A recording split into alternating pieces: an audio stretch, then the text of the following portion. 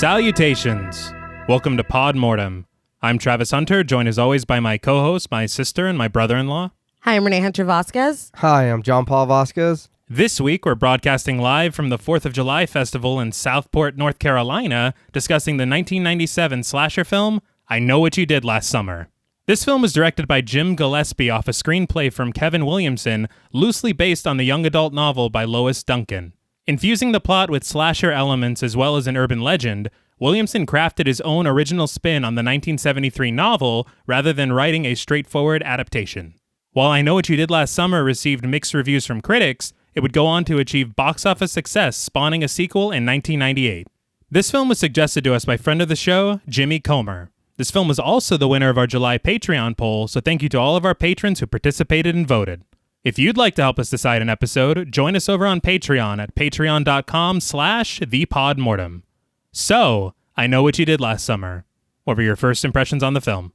This was a big one for me when I was a kid. I loved this movie and the sequel with Brandy. I think I watched the sequel more just because I liked Brandy. Right. But yeah, I loved this as a kid. It's still, honestly, I haven't seen it, I would say, in at least a decade. Mm-hmm. And it was, I still had a good time. I know that there are issues, and I think that we're going to have a lot of fun pointing them out, you know, like when we get to them. But like always, you mean? Right.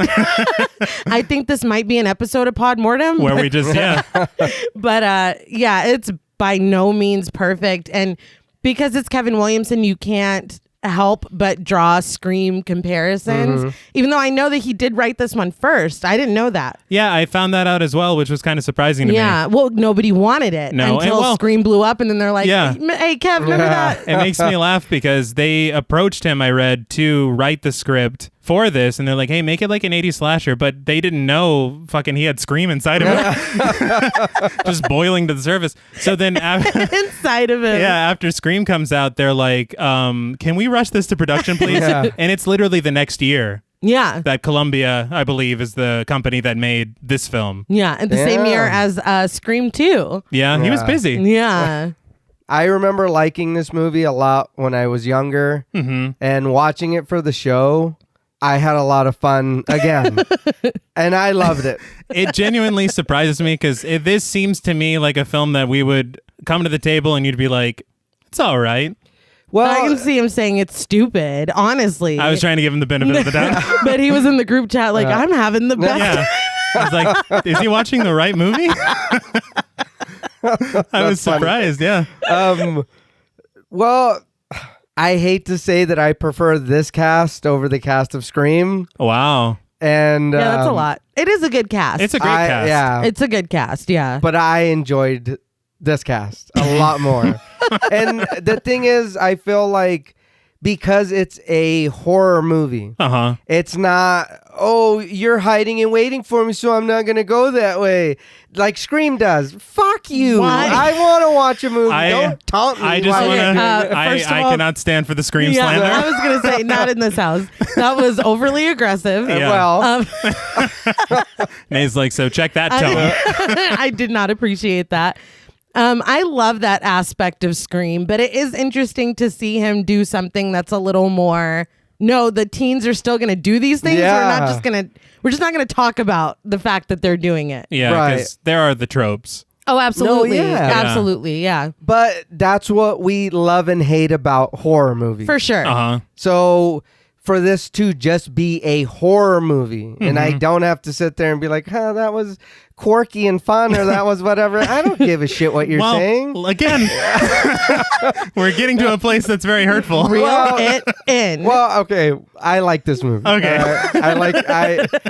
I did. You're being very rude. Scream isn't bad, but I prefer this over Scream. And that's fair. I respect your opinion. And when your sister was like, well, this was written before Scream, I was like, so then I can't be, you know what I mean? It can't be too bad. It was the same guy. But it is the same guy. One thing I will say is that a lot of people consider tropes to be predictable, but I like the more positive spin on calling them familiar. Right. Yeah. Like you go back to a movie like this, you know what you're going to get, and you're not mad when you get it. Yeah. You know what I mean? But no, along with Nay, this was definitely a childhood staple for us. Mm-hmm. I hate to bring it up again, not on the level of Scream. Scream for life. Yes. Okay. But it was one that we watched a ton, and it holds up in a lot of ways. It does. I will say, and maybe this is me being a little nitpicky, but watching it God. for the show, I never realized how kind of convoluted the story is. Oh, no, it is. No, it gets bad. And we will definitely chat about that. I'm like, okay, I see. Wait a minute. What? Like, it was very funny to me because I'm like, what are y'all doing? Yeah. Like, y'all are doing the most. And it does carry that whodunit along I love. with Scream, which is a ton of fun. We love a whodunit. I want to point out this has one of my favorite chase scenes in maybe any horror movie ever. Yes, I know exactly Like, what you're talking about. And we'll talk about it when we get to it, but every time I watch it, I'm like, this is great. Like, not even just good. And I read Roger Ebert included this on his list of worst films ever made. Oh, I don't know about he was that. kind of a dick, though. Yeah. Well, you know what they say, speak ill of the dead. Sorry.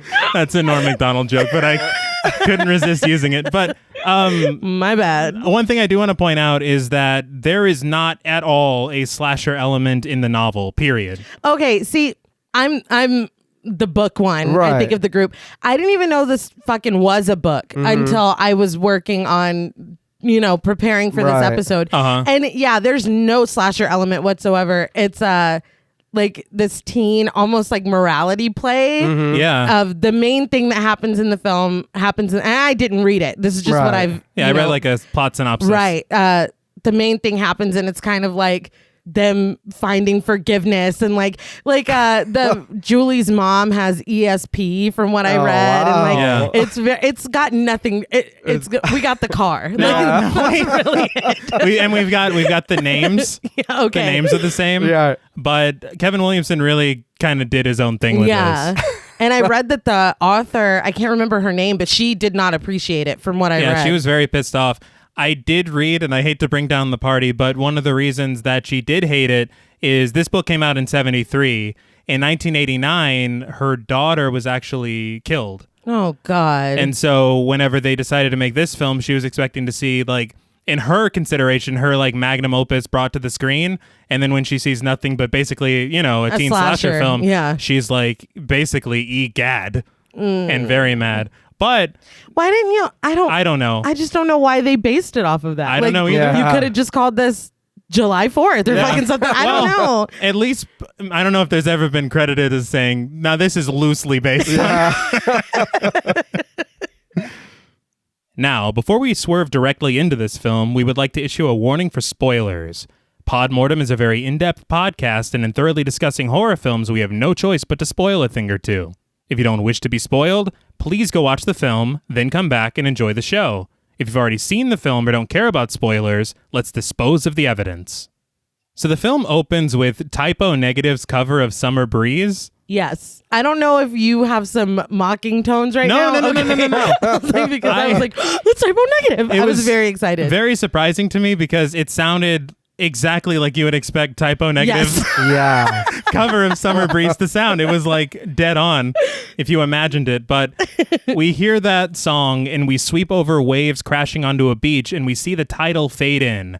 I Know What You Did Last Summer. It's like, we're in this. Oh, yeah. They start right off. Now, I do want to say that this fluid shot is beautiful. Yeah. It really is. No, yeah, that was my first note. I was like, this looks great. I was surprised at how good the cinematography is. Yeah. It really is, because like I said, it had been so long since I've seen this, and like in my mind, I'm going back to it expecting a cheese fest. Yeah. And there was a fair amount of cheese, but moments like this, I'm like, oh no, this is like y'all really did this for real. See, that's what I mean. Like, this felt like a horror movie. Yeah. I did too. I was like, fuck, this is going to be cheesy as fuck.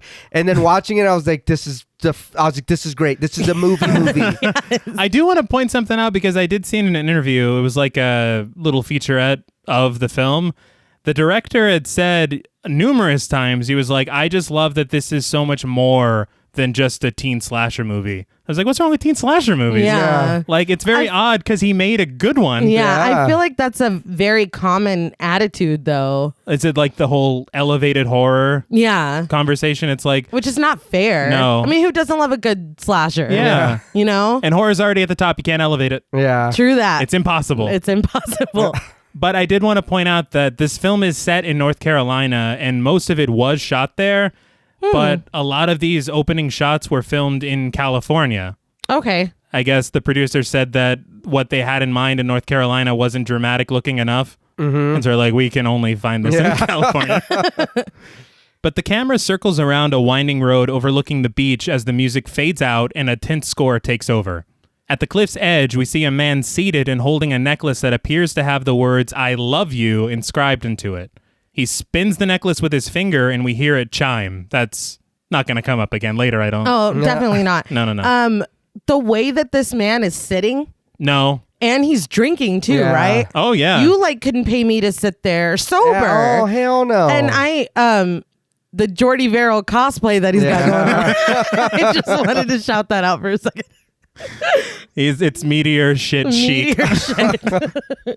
But he looks a little anxious after hearing a few noises around him, but he goes back to staring at the jewelry and takes a swig of beer, like you said, which is the smartest move to take right now. Oh, yeah. Dangling precariously. But he then sees fireworks bursting overhead, and in a pretty cool transition, we're taken directly to a town celebration overlooking those same fireworks. It's the 47th annual 4th of July festival in the town of Southport, and we see crowds of people as well as the procession of a parade to the tune of Stars and Stripes Forever. So they're really doing this holiday. Inside an auditorium, though, we're treated to a beauty pageant to crown Croaker Queen. Now, as I was writing the script for this film, I thought that the town was called Croaker, but it turns out Croaker Queen is a thing. What it is, I don't know, because I looked it up. Sounds like a frog It's queen. a frog princess, yeah. But a line of women walk onto the stage to the sound of applause, and we zoom in on the smiling face of contestant number 3, who is Helen Shivers, played by Sarah Michelle Gellar. My queen and yours. Yeah. She hasn't won yet, but she's already won. It's funny. I was like, about the opening, I was like, man, I didn't remember the cinematography being good. Literally, the only thing I remembered about this film was that I was in love with Sarah Michelle Gellar. That's it. And also, what a busy year, because she also did Scream 2 in 97. She did. And Buffy. Yeah. Damn. Stayed working. Yeah. But among the cheering crowd is Julie James, played by Jennifer Love Hewitt, Ray Bronson, played by Freddie Prinze Jr., and Helen's boyfriend, Barry Cox, played by Ryan Felipe. So I melted in the couch. I love the cast. Seeing it again, I was like, this is great. Oh, yeah. I was like, man, it just took me back. No arguments there, for sure. It's funny because this is Jennifer Love Hewitt's first lead role, but this is really like a who's who of the 90s. Yeah. It is, and they didn't even know it yet. No. Also, I have to point out. Of course, I know where you're going. That Sarah Michelle Gellar and Freddie Prinze Jr. met on this film, and they're still together today. And you'll love to see it. I just love them. to see it. A happy story. Yeah. Actually, we don't get those a lot. Not a lot. Not too often, no. And they barely have any screen time together in this film. Yeah. Because it's Julie and Ray who are dating. Right. Helen's dating Barry. Yeah. Who is Ryan Felipe's character. But Julie remarks that Helen was born for this, but gets a little annoyed when Ray and Barry comment on Helen's boobs. Yeah. I was like, so are they like friends? Yeah. Or because... Why are you talking about my friend's tits? Well, first of all, Ray says it's so weird. He goes, I had no idea her breasts were so ample. I was like, who the fuck talks like that? But he was trying to find the most respectful way. Yes, yeah. Well, because it made me laugh because Barry is right there and you expect him to get mad. Yeah. He's like, no, yeah, dude. Today. Yeah, they're great. But thankfully, Julie is not super annoyed and just kind of laughs it off and moves up next to the guys to get a closer look. She's like, let me see the tits. I'll be the judge of that. But the host of the pageant, played by J. Dawn Ferguson, asks Helen how she'll serve her community if she wins. He points the microphone in her direction, and rather than answer it there, she snatches the mic from him and heads to center stage. I love this moment so much. Already. And I'm like, she really was born for this. Yeah. That's what Julie said. And it's like, no, for real. Yeah. But she says that she plans to move to New York City after the summer to pursue a career as a, quote, serious actress. And through her artistic expression, she'll serve her entire country. You'll love to see it. It's fantastic. The crowd eats it up like barbecue. It is the 4th of July. Ray hints that Julie wrote her answer for her, though, and Julie just smiles. I was like, she doesn't say no. No. Either way, she performed it well. Yeah. And literally 2 seconds later, the host rips open the envelope and crowns this year's Croaker Queen, Miss Helen Shivers. Of course. I mean, who else? Yes. They didn't even see the rest of the people's answers. We don't care. They're like, we're done. You can go home. Shut up. Helen Shivers. And I wanted to say one thing. Huh. They're in one pieces. So it's like, why because they're supposed to be young, right? Well, I think. guess. I mean, ish. Well, 18. 17, 18. Right. Yeah. Okay. But either way, you know what I mean? Like they weren't in 2-piece bikinis and they weren't dancing. You know what I mean? They were just there in the pageant. You know? The town of Southport is a respectable I don't know. Well, I don't know where I'm going. I'm just saying, a lot of the times they go for the... Yeah, especially in a teen slasher. Yeah. Yeah, that's actually a really good point. What I found odd was that her friends are in the rafters instead of in the crowd.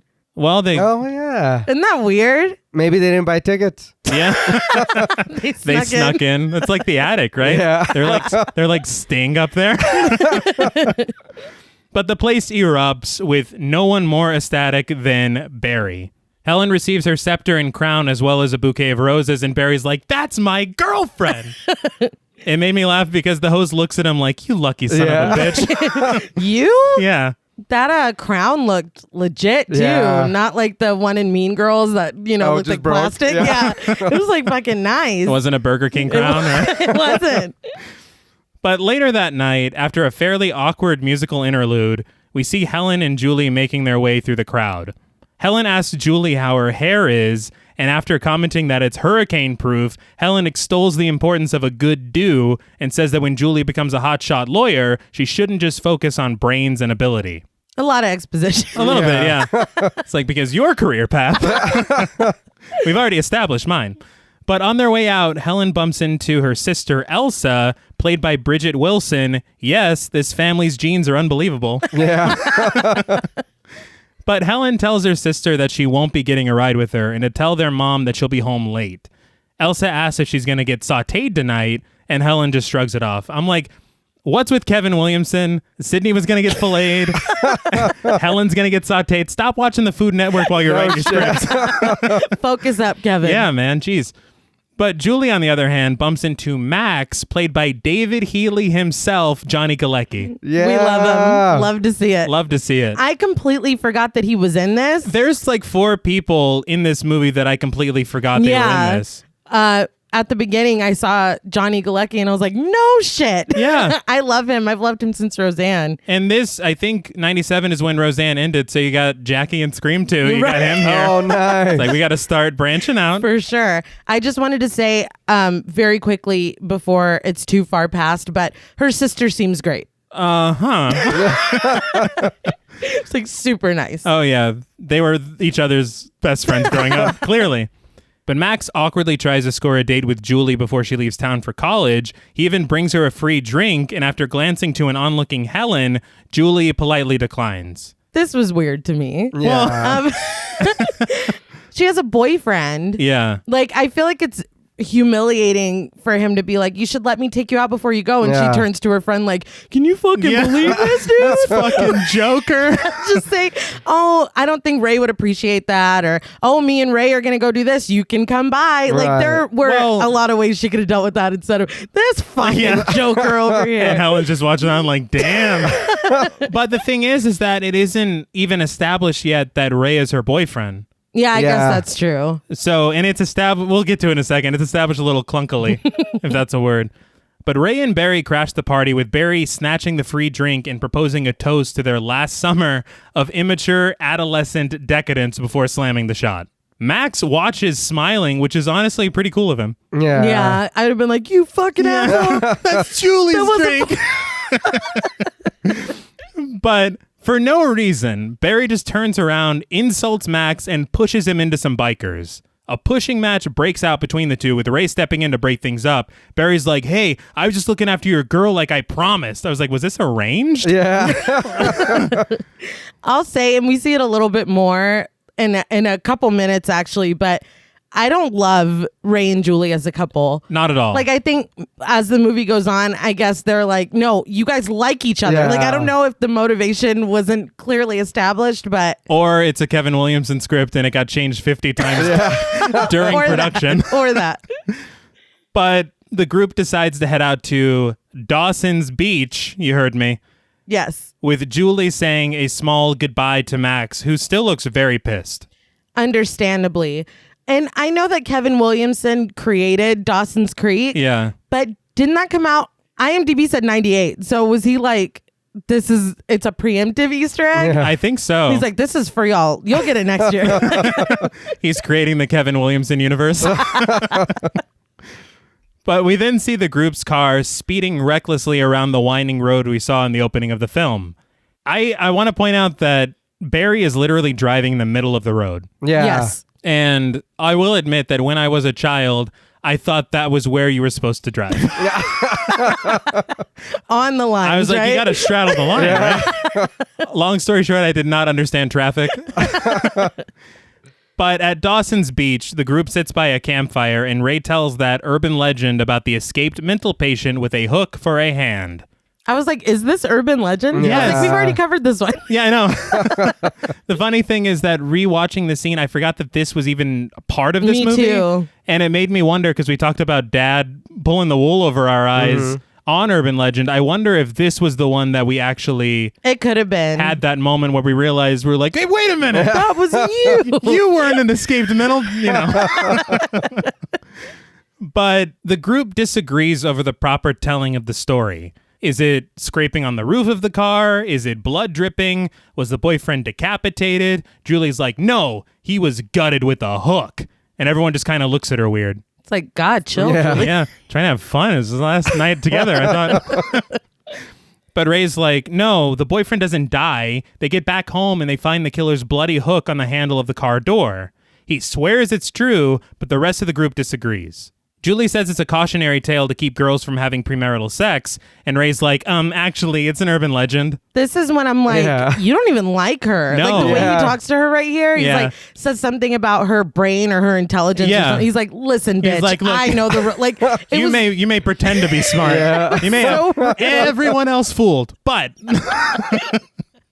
this is the hill that he's dying on. Yeah. I was like, y'all don't even like each other. no, I'm not saying they don't have chemistry. They don't have chemistry. He's Thank you probably for saying like, it for me. he's probably like, but this blonde one over Yeah. here, I'm going to marry her feel for like- real.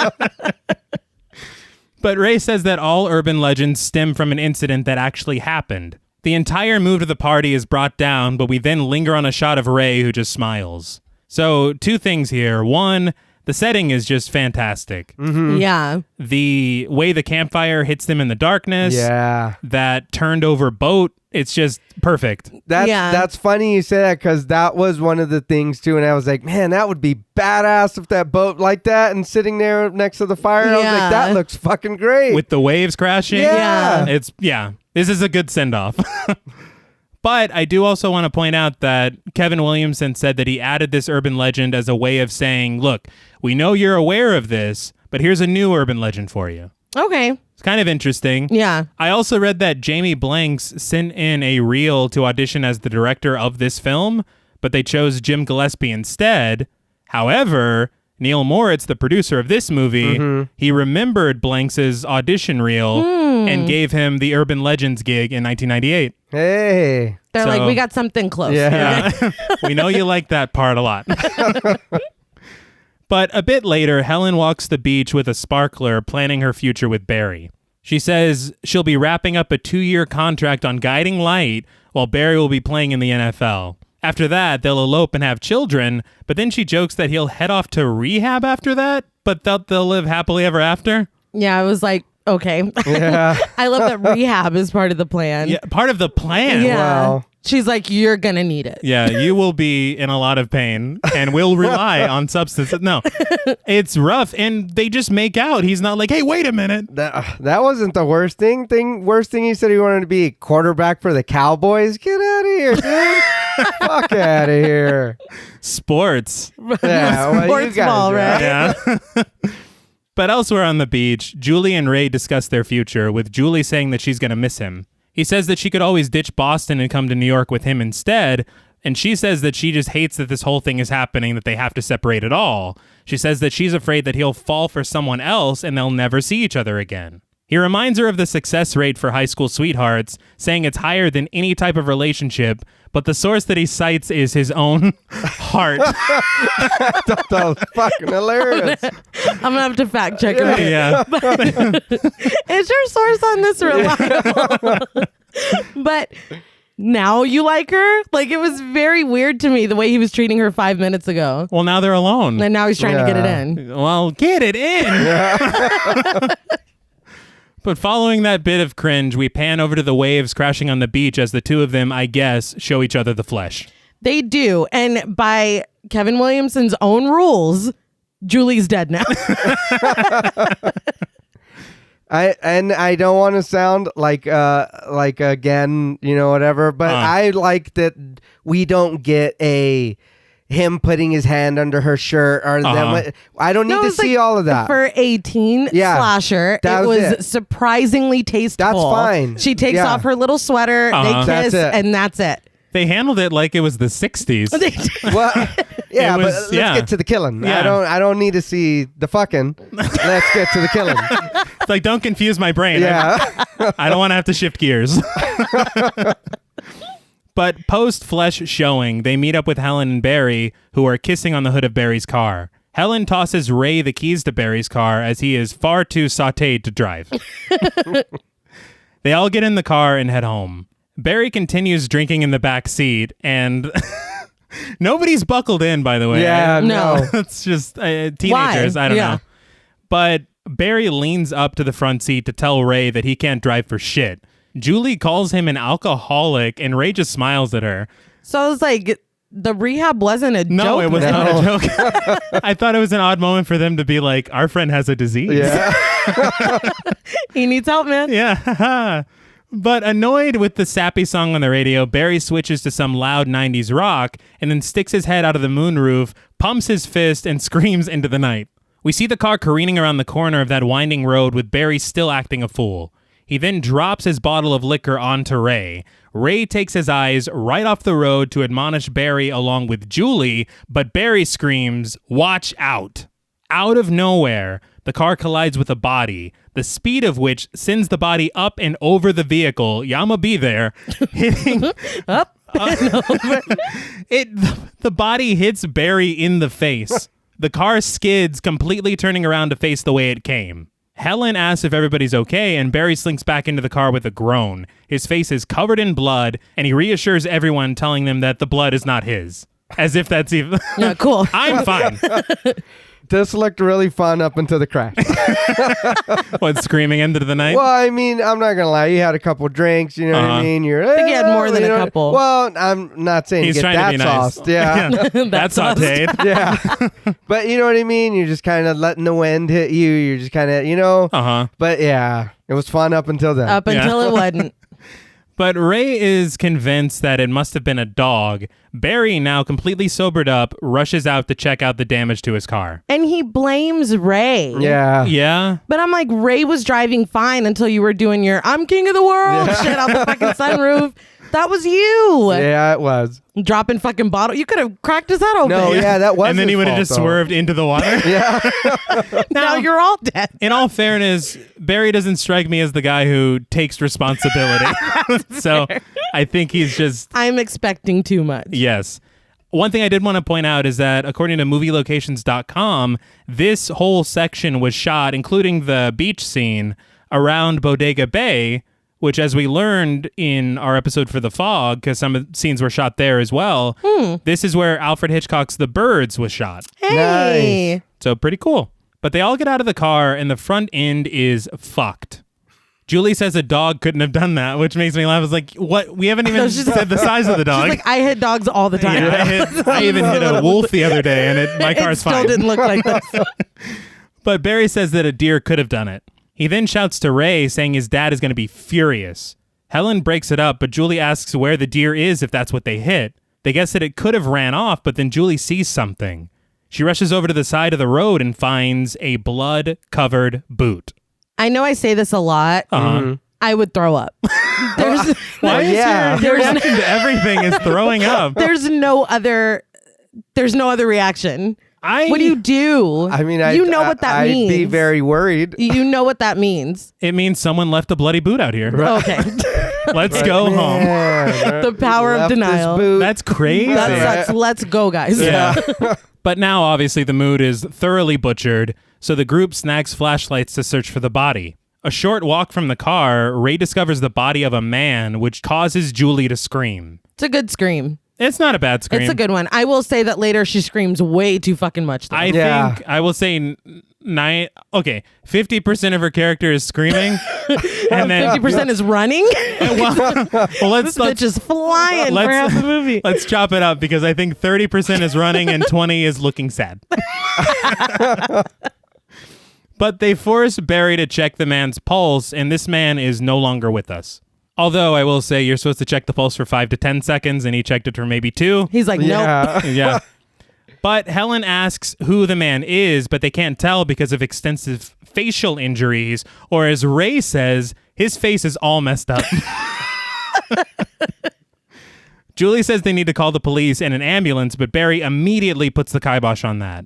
Julie says it was an accident. This motherfucker was night walking in the center of the road. And that's where you drive. Yeah, right in the middle. If I learn anything from childhood. But Ray says that despite the fact that he's sober, there's liquor all over Barry's car, and since Barry is trashed, they'll assume he was driving. I mean, he did spill alcohol all over the fucking car. It's not a good look. It's not a good look. I'm not saying don't call the police. I'm just saying, you know how that looks. Oh, it looks bad. But at the same time, I feel like they're a little hasty. It could be explained away.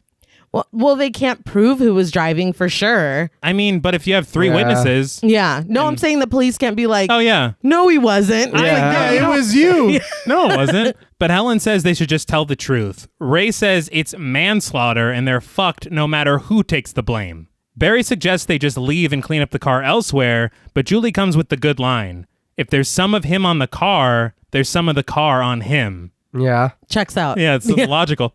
She says they'll trace it back to Barry and charge him anyway. That's when Barry suggests that they just dump the body in the water. By the time they find him, there'll be no evidence left. Ray's like, if they find him at all. Yeah. And he's like, bodies get carried out to sea. But Julie looks at him like, do I even know you, dude? Who the fuck are you? I just showed you the flesh. Yeah. Ray says that he doesn't have connections like Julie does to get her out of trouble, so he's legitimately scared now. I do like this kind of character distinction. Yeah, y'all are all rich and your parents can help you. Yeah. I don't have that. There are 2 legal systems. There are. Barry hits home that this could ruin Julie's college plans, and they stand in silence thinking it over, but they hear the sound of a truck rounding the corner. Why would it ruin Julie's college plans, though? He's trying to scare her. Yeah. It's like pretty fucked up. I was just sitting in the car. Yeah. I'm not drunk. I wasn't driving. It's just a bad thing that I saw. Yeah, I just happened to be there. Yeah. I'm going to have to testify at your court proceeding. Now your college plans are fucked, but I'm fine. I'll be fine. But Ray and Barry just snap into action, carrying the body over to the guardrail. The truck pulls over and we see that it's Max driving. Julie heads over to distract him with a bullshit story, saying that they pulled over because Barry had too much to drink, which honestly, I mean, it's not that bullshit. Yeah. No. You're just leaving out a very important detail. We do hear him puking, and I don't know if they had some like Jedi mind meld shit or if the body was gross or something. I felt like it was definitely for show. Yeah. Oh, okay. They were probably like, just pretend I'm drunk. And then he runs off. But Max also notices that the car is fucked up and says Barry's dad is going to be pissed. Ray walks over with a smile plastered on his face, asking if there's anything he can do for Max. Why? Dude, I don't know. That made me laugh so hard. Like, the situation y'all are in right now, like, I understand that that's your girlfriend. Yeah. She's the one to go over there and act like everything's cool and get him to drive away. You don't need to go over there all sweaty and out of breath. Like, what's going on, bro? Like, and the smile. You're very suspicious, dude. You're so suspicious. I'm sorry. The last time I saw you, my best friend was kicking your ass. So, but it's so weird. It made me laugh because I don't know why, but Max is a badass now. He is. Yeah. Because Ray says, what can I do for you? And Max is like, why don't you wipe that my shit doesn't stink grin off your face? And Ray's like, you got it, boss. Yeah. He's just affable as fuck, and it's so funny, dude. Well, I'm sure he's like, don't get out of the truck. Don't do anything to make him mad. What else can I do for you, sir? But he's like, what's next? But Max also makes a crack about how Ray almost has his rich boy act down, and so you wonder their history together. Ooh, that is some subtext I did not pick up on. I was too busy laughing at how... Sure thing. He's like, Frown City, got it. But Max bids farewell to Julie and drives off. He's bold, man. Yeah. Oh, yeah. Right in front. Yeah, he's bold as fuck. But we then see the group's car driving near the edge of the docks and parking. They open the trunk and we see that the man's body is inside. It's a pretty cool pullback shot from the trunk to reveal the whole group out there. Mm-hmm. I like the camera work in this movie. It's good. But they carry the body across the dock, reassuring themselves that the body could be disposed of by marine life and they might not even have to worry about it. Yeah. But they put the body down and survey it. Julie notices a hook tattoo on his arm, and she asks if they should check his wallet to find out who he is. The group disagrees at first, with Barry saying they should all pretend that he's some escaped lunatic with a hook for a hand, and they're doing everyone a favor. I was like, remember the urban legend guy? Yeah. Remember we were friends? Yeah, like back before everyone was blaming me for shit. But Barry then asks Ray to help him dump the body, but Ray says he doesn't think he can, but he only says it after Julie grabs his arm. Yeah. He doesn't think he's allowed to. Yeah. Again, we're not allowed. But Julie tells him it's not too late to call the police, and Barry shouts at her. He's like, you, shut up. It's tough. Yeah. And Ray just... I was going to say, Ray's like, nah, Julie, just shut up. He's stuck in affable mode. He's like, you got it, boss. Max broke him. I think he's supposed to be scared, I guess, but he's like way bigger than Barry. He's like, I'll fucking throw you in Dawson's Creek if you don't shut the fuck up to my girlfriend. I don't know what I'm saying, but you know what I mean. They've been through a lot tonight. They're not making sense. Well, later I think we kind of figure out why, but... True. But Helen ends the bickering by offering to help. She leans down, but the man lurches up, grabbing her by the hair. Barry pushes him into the water, and Helen screams, my crown! He's got my crown! And Barry goes, no! It's so funny. And then we get this hilarious shot of the man holding the crown as he sinks into the dark water. It is... I died laughing. Well, now I'm like, you really killed him. Yes. Yeah. Like, you still pushed him in the water. He's alive. Uh-huh. But why did he sink? Not did they good put look. like cement on his feet? I know. It's the crown. It's a very heavy crown. It was a legit crown. I told you. That's how they find out. But Barry dives into the water and finds the man floating motionless. I don't know how he's doing this either. I wrote that too. Is he fucking caught in some seaweed?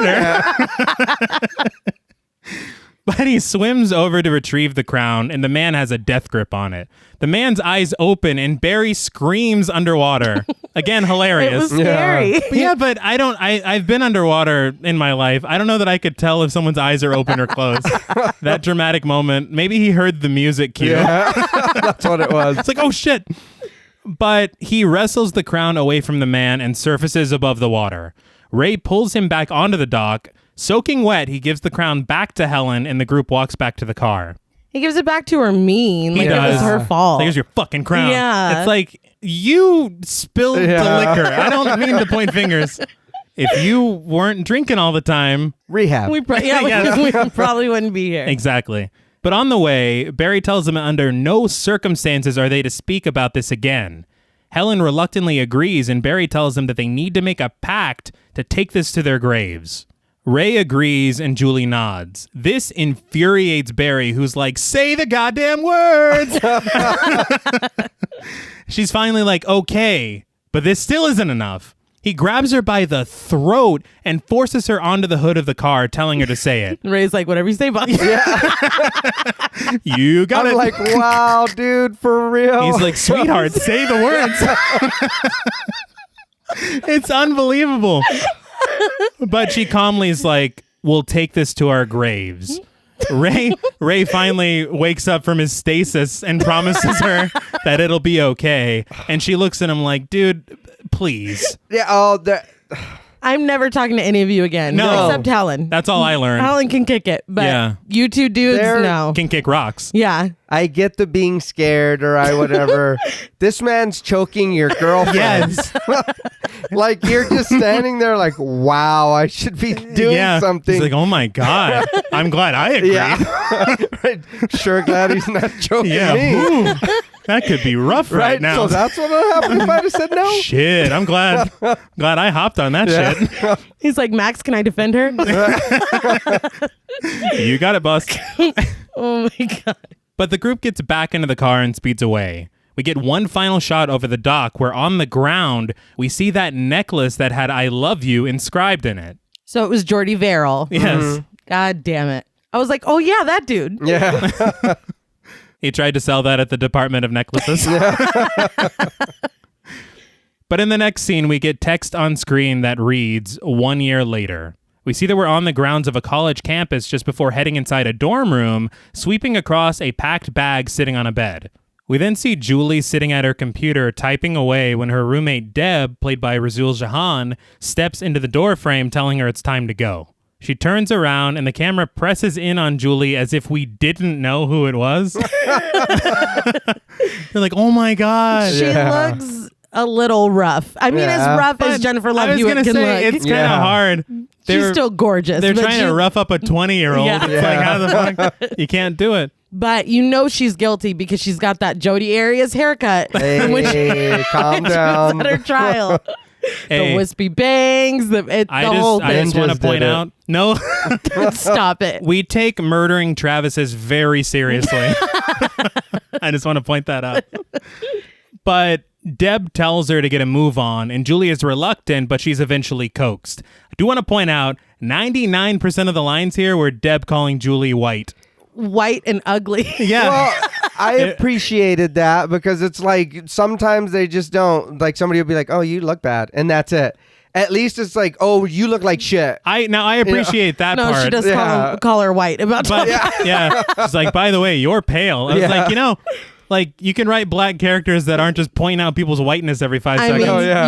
mean, you could write Or more just than write- one as well. Yeah, but true, you know, that is we true. got Brandy in part 2. I Yeah, guess they just tried had to make wait. up. I don't know. It's the 1990s, I guess. We have to take the good, you take the I bad. guess. Oh, and Sydney's roommate in Scream 2 was black. Uh-huh. So Holly, it's- I believe her name was. Yeah, it's the black roommate year, I guess. They're doing the most. They're trying. They're trying. They're like, look, we fucked up. But we see Deb's car rounding a curve road before parking in front of a house. I believe this might have been the road where they hit the man. It looked like it. But it was daylight, so it seemed a lot more peaceful. Yeah. But Julie gets her bags out before saying goodbye to Deb, who reminds her to have fun and get some sun because she is white, if you recall. Let's not forget. Nah. Julie's mother, played by Deborah Hobart, comes out of the house to greet her daughter, and they share a very stilted hug. Yes. Later that night, Julie picks at her dinner. Looked pretty good. Yeah. And She's not eating. Her mom's like, I made some cod or whatever. And I'm like, you fucking eat it. You don't, I will. But her mom attempts small talk, and Julie just sits there looking despondent until her mom's like, are you on drugs? Yeah. Julie says, no drugs. So her mom asks what's wrong because she looks like death. Yeah. Is what you want to hear. Right. Thanks, Mom. So I'm like, has she been like this for the entire year straight? Yeah. I personally really like this thing that they're doing. I think, okay, this is how I know I couldn't, okay? Huh. One time, John Paul's friend, I guess mine too, we've worked with him for, over a decade at this point. I was coming into work and I scratched his car with our car. And I was like, at first I was like, I'll just park somewhere else. Like his car was really, bad. And I'm like, I'll just park somewhere else. Nobody will know. But I didn't. And I was like, you need to go inside and tell him what you just did. So I walk inside and everyone's like, Reneé, good morning. And I was like, whoa. I literally went to the bathroom. And I had to put cold water on my face. Nay. I went and told Donald. I cried. Dude, First of all, no wonder your reaction is to puke all the time. Because that's real. I didn't actually vomit, but I almost did. But like, get yourself together. I was like, I'm so sorry. He doesn't know a thing. Yeah. It wasn't even that bad. It was a scratch. But he's like, oh, my car's fucked. We know. Yeah. I felt fucking awful. And just the thought of going in there and acting cool, it was impossible. So yeah, this I guess would be me. I'd be the Julie of the group, which wait, I wouldn't. No. But I would be eaten up by guilt. So she'd be like, are you on drugs? And you'd be like, whoa. Why are you throwing up every day? Good Lord. Every time I talk to you, I'm just going to stop talking to you. But Julie just replies that she had a rough year before heading into an adjacent room. While surveying family photos as well as awards and certificates, her mom walks in saying that a letter came in the mail for Julie and leaves it on a nearby table. Through conversation, we also learn that Julie's grades are slipping and that according to the dean, she's got one more chance and then she's out on her ass. She's like, Mom, it's no big deal. Yeah. She's like, it sounds worse than it is. Can you get off my ass? It's like manslaughter. I mean, Well, see, this is why I thought they were young, right? Yeah. I was like, well, I figured they're going right from high school to college. Yeah. So I figured, I would guess they're all either 18 or 19, right? Right. At this Something point, like yeah. that. Yeah. And I think they're close to that because I know Sarah Michelle Gellar was, I believe, 20 years old filming Yeah, they this. were all actually very young. So that's good. Yeah. They didn't have like a 35-year-old Yeah. Right, for fucking once. playing 12 or whatever. But her mom is like, what happened to you? You don't call. You don't visit. Your father must be turning over in his grave. And Don't bring dad in yeah, there. don't do that. Don't do that. And very heavy-handed. And it bothers me a lot because they don't even pursue this. Yeah. It's not something. And there's one scene I did read that they brought it up in the book, and I'll bring it up at that point where it would have been smart. Well, I don't know, but after I read that about her mom, I was just waiting on her to have a like that's so Raven moment, and it just never happened. You just go into her eye and they're like, you killed a man. But her mom storms out and Julie focuses on that letter sitting on the table. We get a shot of it and we see it has no return address. She opens it up and unfolds the paper inside. It reads simply, and in all caps, I know what you did last summer. Tears streaming down her face, she calls out to her mom asking who sent it. Her mom's like, no idea. What does it say? She's like, nothing, and runs upstairs. I can't. I would be like, Ariana, you get your fucking ass back down here and show that to me right now. She's just like, that girl's a mystery. Yeah. Like, are you fucking kidding me? You don't call. I made you fish. Are you kidding me? Well, she was clearly crying. Yeah. She looked right at her. Nothing. She runs upstairs. She's probably fine. Yeah. She's going to throw up. You wonder why she doesn't call. Yeah, no shit. But that night, Julie stays staring at the letter. Looking outside her window as the wind blows, a bit of paranoia kind of settling in. Mm-hmm. We also hear a chime that sounds very similar to that I love you necklace. I don't know if you caught that. I'm sure it's nothing. Oh, it doesn't mean anything. Yeah. But that morning, Julie heads to the Shivers department store, I guess, they own, to visit Elsa. The sign is grammatically incorrect. Thank you. Okay, I was like, No. I don't mean to be that I guy. have a long note right here. I was like, her name is just Shiver? Yeah. It's not Shiver. It's not. Shivers. I said sidebar as a copy editor. Their sign is wrong. It says Shivers when it should say Shiverses. Yeah. It's a small detail that only an asshole like me would notice. And apparently I'm an I guess, asshole yeah, too. we can be assholes together. It bugged me. Nobody on set noticed that? They're like, the Shivers they didn't go to school. No. There's no excuse. I honestly didn't even look at the sign. No. I was just watching. I was He's like, where is she? yeah. It's almost like they had a Dillard's. Yeah. She go back to school? What? But the welcome is anything but warm, with Julie asking Elsa for Helen's number so she can reach her in New York. And a bit of schadenfreude, Elsa's like, oh, a New York number? Yeah, she doesn't have a New York number. And tells her that if she wants to get in touch with Helen, all she has to do is walk over to the women's fragrance counter. Yeah, the frog queen didn't hop very far. Her sister's a bitch. Dude, it's fucked up. She's fucking awful. I feel like the more I watch this film, I was like, man, we would never treat each other like that, dude. It's so mean. Like, it's unbelievable. Oh, that fucking failure? Yeah, he's right over here. But we see Helen clumsily setting perfumes on the counter, and she turns around, pretty overjoyed to see Julie. Julie glumly walks over to her, asking what happened in New York. It's like, damn, dude, salt in the wound. Rude. Yeah, rude. Yeah, obviously it didn't work out, dude. Otherwise, I wouldn't be at my family's fucking department store. That's why I'm back. Yeah. Oh, I'm just here for the weekend. No. But Helen says that she did go. It just didn't work out. That's when Julie shows her the letter saying that somebody knows what they did. Helen says they were careful, but Julie says someone else very easily could have been there. Were y'all that careful? I don't think so. I don't know that they were that careful. Max saw you. You're screaming in the middle of the street. You're getting choked up against cars. Your boyfriend not helping you. Your boyfriend's overly compliant. Nothing was smooth about that night. But the whole time, Elsa watches on looking suspicious as fuck. Well, they're like, we killed a man. Yeah. She's like, what was that? She did what? Yeah. I was wondering, I'm like, are we setting up several red herrings? Right. Because in my mind, Kevin Williamson. Yeah, we kind of have to. I'm going to say yes. But Helen asks if Barry has seen the note.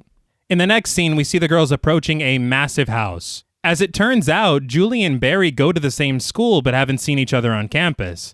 It's also implied that Helen and Barry have broken up since last year, which, good on you, sis. Good. Yes. Yeah. And I do want to point out right now, at this point in the film, early on, not only is Helen a more well-rounded character, she's also the most interesting and most sympathetic character in the entire film. Right. You better preach. I read that she auditioned for Julie. Right. And they made her Helen. But then I would have been like, well, then Helen's, Helen's the lead thing. Because you know what I mean? It's about Helen. We'll do a scene in New York and then her coming back. Like, no, dude, I'm sorry. Julie James, Jennifer Love Hewitt, she's great. The character does nothing for me. Dude, I don't know that I've been less bored with the final girl. It's Urban Legend. Yes. That's the only bigger offender I can think of. What are you doing, Neil Moritz? What are you doing? Every film you produce? No, I just know of these two. But no, I was like, you done goofed, Kevin Williamson. I also don't know what context I meant this in, but after they get to Barry's house, my first note was, okay, Helen looks fantastic. You could just put that on every scene if you want. Sure.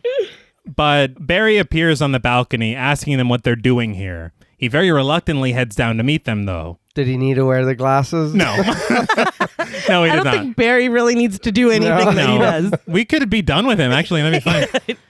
But once down there, he says, this is nothing. I know what you did last summer. What a crock of shit. Which is very ballsy to put in your movie. Yeah. Because literally that could be a film review if somebody hates it. Be careful.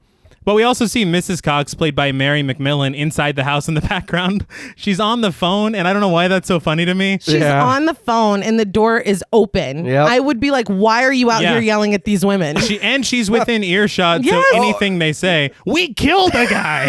Yeah, that was something, too, because he's screaming. He's screaming. Yeah, he's screaming I was at like, them. there's no way his mom didn't hear any of that. She's like, oh, Barry. Or even if she would have at least heard him screaming. Been like, what the... Shut up. Yeah. You know these what I mean? moms, I'm on the phone. These moms are like Ray level compliant. Oh, well, I guess he's you just didn't yelling. hear anything, Mom. You got it, You're boss. Right. But Barry continues, telling them both that they look like shit. Helen does not. Maybe that's the what note it is. I meant. You're defending her. Okay, but Helen looks fantastic, so. No, that's funny because if this is where you meant it, that's what I wrote. Yeah. I wrote down, I said, I love the fact that they're completely opposite. Yes. Julie is just casual, whatever, and then Helen is like, a queen. Look at me. I was like, all right. No, it's fitting. Like, you look like shit. They're starting to fit into their tropes as well. Yeah. And so I understand now, because I'm not going to lie. Yeah, I see the story now, how you're saying it. Yeah. It leans more towards her. Yeah. Because we do kind of get a little more about her. And not only that, but as it continues, I feel like we spend more time with her. Yeah. Well, see, you had told me you were like, she's not in the movie that much. And then I was like, wait, what? And I watched it. I think that was before you had watched it. Because he was like, oh, I thought Jennifer Love Hewitt? No, I was talking about Sarah Michelle Gellar. Oh, I thought you were talking about, because he was like, I was in love with Jennifer Love Hewitt when I was a kid. I was like, well, you don't give her for her being the lead of the fucking movie. You don't get very much of her. And you already changed enough from the fucking novel. Why don't you just... Yeah. We want Helen. Yeah, Helen we Shivers. Want Helen. Justice for Helen Shivers. Yes. Get that hashtag trending. But Julie says that they can't ignore it anymore. And Barry says that he doesn't see a correlation. He's like, you did a lot of things last summer. I only committed one felony, though. Yeah. And that's what she says. She said, only one murder comes to mind. And his mom's like, I didn't hear anything. Yeah, no. It does make me laugh because after she says that, he looks at her like, what are you doing, dude? And then looks back at his mother. She's like, okay, she's still on the phone. It's chill. Everything's pizza. Don't worry. Like, dude, you've been screaming the whole time. But that's the one that's going to get you. But Barry says that they didn't murder anyone. They start arguing over the details of the incident, and then Julie spills it. The man's name was David Egan. 3 weeks after the incident, she read in the paper that his body was found tangled in fishing nets near the docks, and they ruled it an accidental drowning. So, I mean, case closed, right? Roll credits. He's got to live with the guilt forever. Yeah. You will have ulcers, but you will be vomiting. You won't be a lot. having them in prison, right? Vomiting a lot. Barry asks about Ray, and Julie says that she hasn't seen him since last summer. She says they broke up, and last she heard, he was working up north. Barry's like, well, all right, even if someone was there, why would they send a letter a year later? And then it hits him. Max. Okay, I was a little annoyed that it took that long to get here. Yeah. Because they're like, someone could have seen us. Someone could. Yeah. You saw one other fucking dude that night. You saw one person. I'm just sitting there with my popcorn. It's Max. Like, every time they say it, I think it's Max, guys. Max, though. Yeah. Hey, I think it was Max. I know you can't hear me, but it's Max. Have y'all ever seen Roseanne? It's David. It's David Healy, yeah. That's pretty much all I call him. Yeah, David. But later, the three of them arrive at the docks where they find Max working. So this is where I was saying Max is working class. Yeah. Mm-hmm. Ray comes from a working class family. Right. What if he You're right. fucking ditched Max To because be with he's the like, cool kids. I've got rich, cool friends. Goodbye, poor Max. Not poor Max. I don't know. That's why he's like, why don't you wipe that fucking grin? That would yes, have been. sir. That would. Yeah. That would have been more compelling for sure. Yeah, Right. because you don't really see.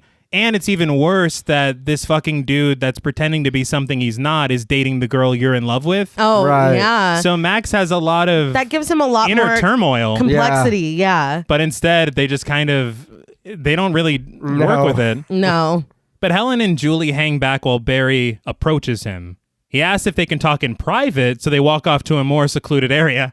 Max, I don't know why. I guess maybe he was trying to send a reel into The Sopranos, but he's like, this isn't quiet enough for you. Yeah. I was like, what the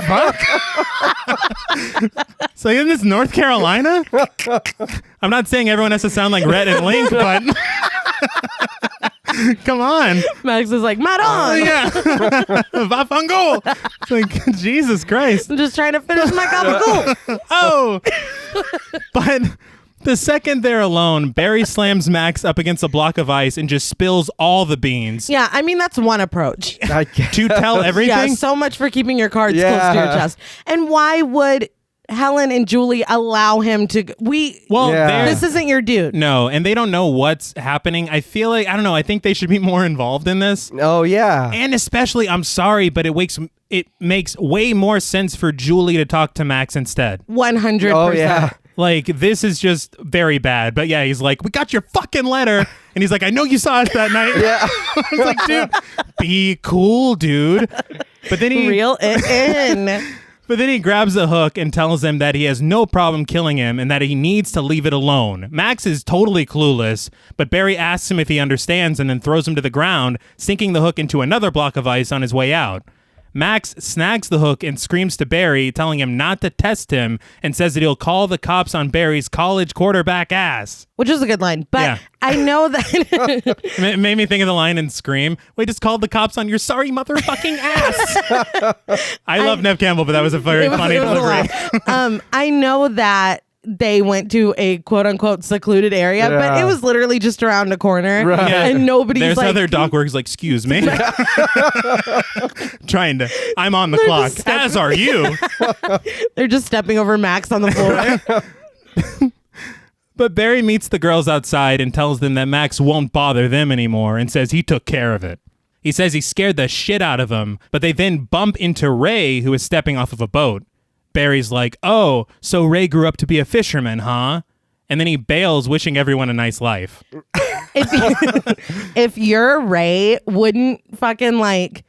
I learned this from Stephen King. I almost said wouldn't your balls shrink up? Because he always writes that when people get scared. But wouldn't they, if you saw the three of them together... Oh, yeah. Wouldn't you be like, what happened? Did y'all kill someone else, man? Like, it's like, I have no part in that one. You guys have no reason to be together. We all went our separate ways after what happened. Seeing those three together, I would throw up. Nay, I think you should see someone, man.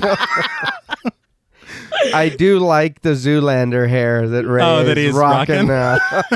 The hair is 90s everything. I never even thought about what you said, though, but that's so true because they're not coming to invite him for coffee. No, he's just like, oh, hey, guys. Everyone was in town. He's like, hey, what's up? And also, it's the girlfriend, the ex-girlfriend. Oh, yeah. So it's a bunch of shit. It's a lot, and he's just very like, sup? Yeah. He's trying to play it cool. But Ray asks if he can speak to Julie, and Helen, sensing their desire for privacy, bails back to work and tells Julie to call her. In the next scene, we see Julie following Ray around as he works, telling him about the letter. Ray assumes that Max was just screwing around, so he thinks it's Max as well. He asks her how school is going, and she's like, so you're a fisherman. I'm like, it's an honest day's work. Yeah. I know. Like, he's fucking working. bitch. Yeah. God damn. I'm sorry. Like, that's so we can't all be the elitist. fucking president. Jesus Christ. Jesus Christ. Again, this you is, work with your hands? this is an X in, again, the Julie column, where she's becoming less and less endearing to me. Listen, I'm just saying. She's Should've been lucky Helen. I like Jennifer Love Hewitt. Yeah. That's all that really has going. 'Cause That's it. she's doing a lot of the heavy lifting. That's Like, all. oh, you whisper to ghosts? Wow. In every role you play. But Ray says that he's become his dad, but it's revealed that the only thing he knew about his dad was that he was a fisherman, so that's really all he's got. Ray admits that he's thought a lot about last summer and says he knows that she blames him for what happened. She says that she takes responsibility for her own actions and doesn't blame him, but she also doesn't want to know him either. And then she literally runs away. It's the run for me. It's great. You know what? I'm going to start doing that every time I'm in a conversation. I don't want to be in anymore. Just 180 top speed. She's very intense. Yes. Like the eyes, I was like, holy It's God a damn. lot. It's a lot. And in all fairness, I mean, I can't even defend him. He did not do anything that night to help her. No. I was going to say he's not that bad of a guy, but he was no. kind of he punked out. Right, sure thing. Yeah. You've got it. But we then see Max hard at work, steaming lobsters or something. I don't know what's going on. Something. Yeah. But he sinks a hook into a block of ice and then gets back to steaming. After he accidentally burns his hand, he heads back to the other room, but we get a shot of that block of ice and see that the hook is missing. Gasp. So the killer didn't come with this. Yeah. He's like, Oh, yeah. it's like, man, I'm so glad you had one of these. I was about to just beat the shit out of you, but This will be so much easier. Well, how much money are you really making from killing people? that's true. You know? It's not a full-time job. This is my only gig. Right. You mean he works with his hands? Yeah. They can't all be the president. But now wearing gloves, Max continues the steaming, surrounded by, well, steam. Right. In the steam, we see the silhouette of a fisherman wearing a black rain slicker moving through the haze. He brandishes the hook, and before Max can react, the fisherman sinks the hook under his chin. He's pulled across the lobster steaming situation, leaving a trail of blood. Oofda. Oh, yeah. Yeah. Now, maybe I'm crazy, but I did not remember this film being gruesome at all. No. But Yeah, no. I didn't remember Johnny Galecki being in it either. That's true. Like, he lives, he dies. This is all new to me. But I genuinely, I thought it was like a PG-13 thing with like casual swearing. Right. Yeah. But Beretta yeah. did that shit. I read that they actually did add this scene later because they realized they hadn't made the fisherman scary enough. And they're like, we need them to know that he is dangerous. Oh, no, he'll go the distance. Yeah, he's serious, all right? The other thing, they were also hesitant to have blood at all. I guess the producers wanted it because they're like, we're making a slasher film. Well, yeah. But again, the director was like, I don't know. I don't think we should. He's really hesitant. Well, now that I'm thinking about it, there are some kills that really, it's not. Right. It's not bloody at all. But I feel like it should be. Yeah. He's using a hook. Yeah. That cuts. Yes, I don't know if you're aware of this.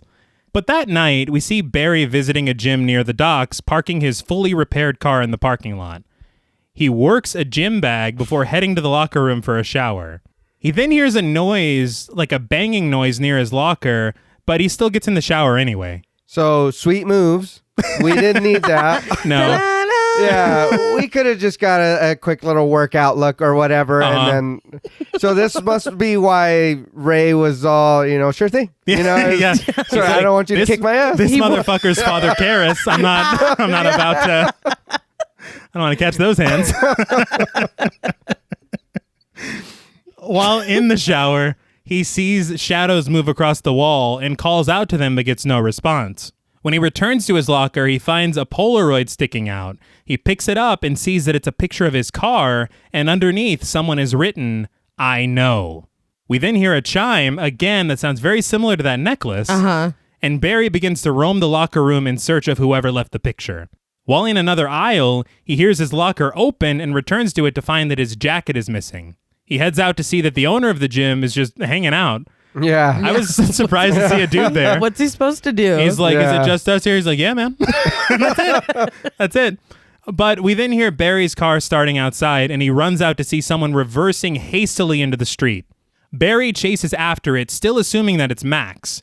Just then, the headlights beam on, blinding him from seeing who's in the driver's seat. Anybody think of Christine? Oh yeah, you're right. Very you can't tell me that wasn't inspired. Right. No, that's very fair. And honestly, there's another Carpenter reference coming up that is very, very clear. And it warms my heart. It warms my heart. But the car then speeds after him and a chase ensues. Barry attempted to zigzag, which I appreciate. But there was somewhere he could have ran in a lot of places. He really could have. I was going to say, I think the key word here is attempt. But the car does keep up with his every move. The fisherman, as we know, is driving the car. What? But he fucking runs him over, crashing through an actual building with him on the hood. Yep. I just want to sell the gravity of that. Yeah. Because it's really a big deal. Yeah. But Barry lands among the debris, still alive. The fisherman exits the car in his black slicker and approaches a downed Barry. Barry screams for help and asks the fisherman what he wants. When he just brandishes his hook, Barry apologizes and begs for mercy. I mean, what else can you do? That's it. Oddly, we fade to black, returning to find Julie arriving at the hospital, meeting up with Helen and Ray to visit Barry, who is still alive. Yeah. I have a couple things here. I definitely thought Barry was dead. Oh, yeah. I don't understand why Max was killed, but Barry was spared.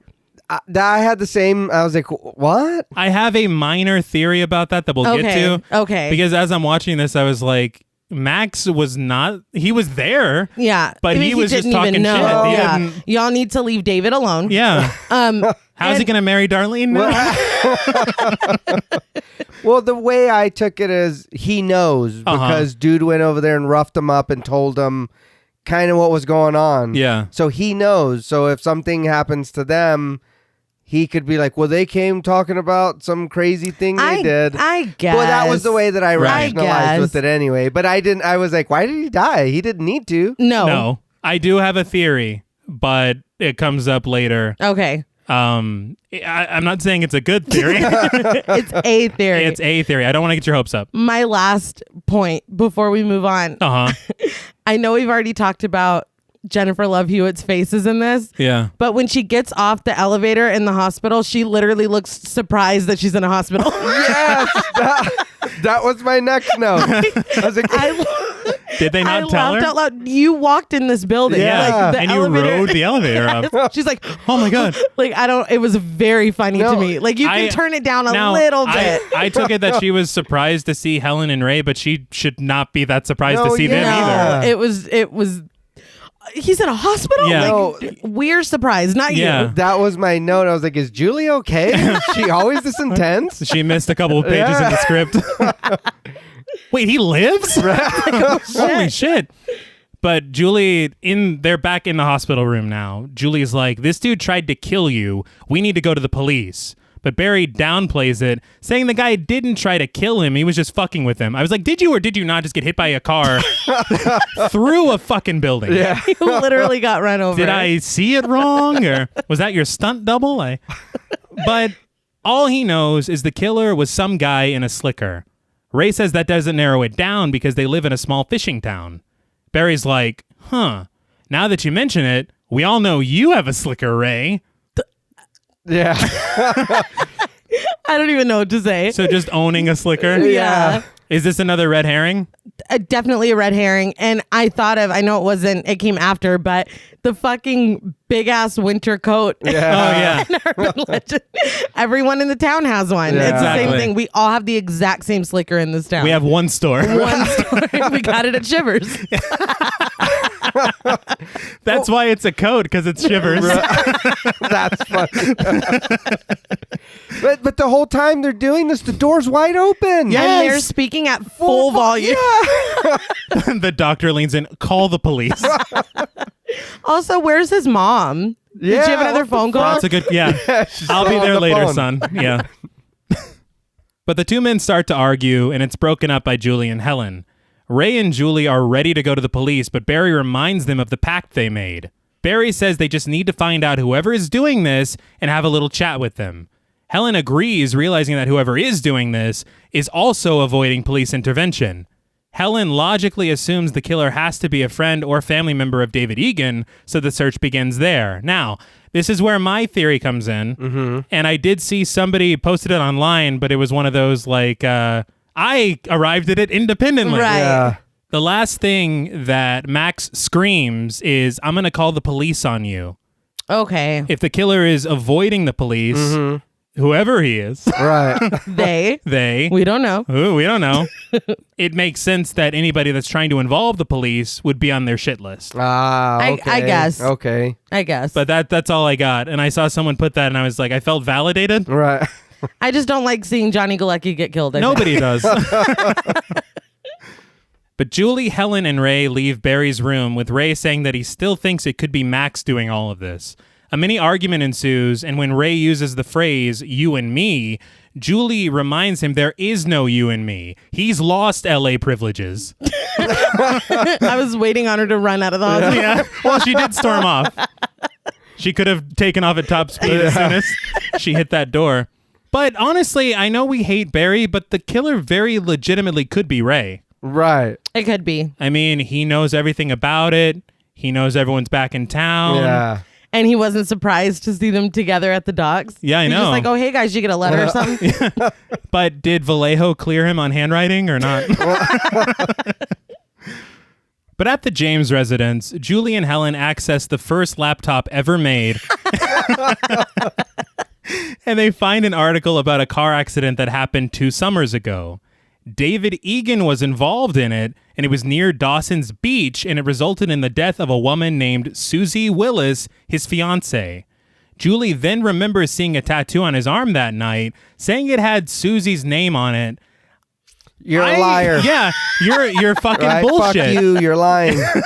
You did not see that. No, No, you I didn't. I saw a faded hook, but go off. Yeah. It was not fucking Susie Yeah, written all no. ornate. And like you saw that in the dark. Yeah, no, Give me a fucking break. That's absurd. I don't mean to go off on her, No, but it's absurd. And there's another thing I think that comes up later that she says, I'm like, you didn't fucking Yeah, see that. no. She's just trying to get attention. She's like, yeah, no, I knew it first. I knew that first. It's like, look, everyone loves Helen more than me, so I have to appear that I know things. I know everything. But in another article, they find the names of his mom and sister and decide to pay them a visit. On the way there, Helen asks what the plan is, and Julie says that they should just play it by ear. Helen remarks that Angela Lansbury always had a plan. She's right. She's right. Listen to Helen. Always. But they get out of the car and approach the house. Helen then remarks that Jodie Foster tried this and a serial killer answered the door. Mm-hmm. Helen's right. Again. She's the best character. But they knock on the door and get no response.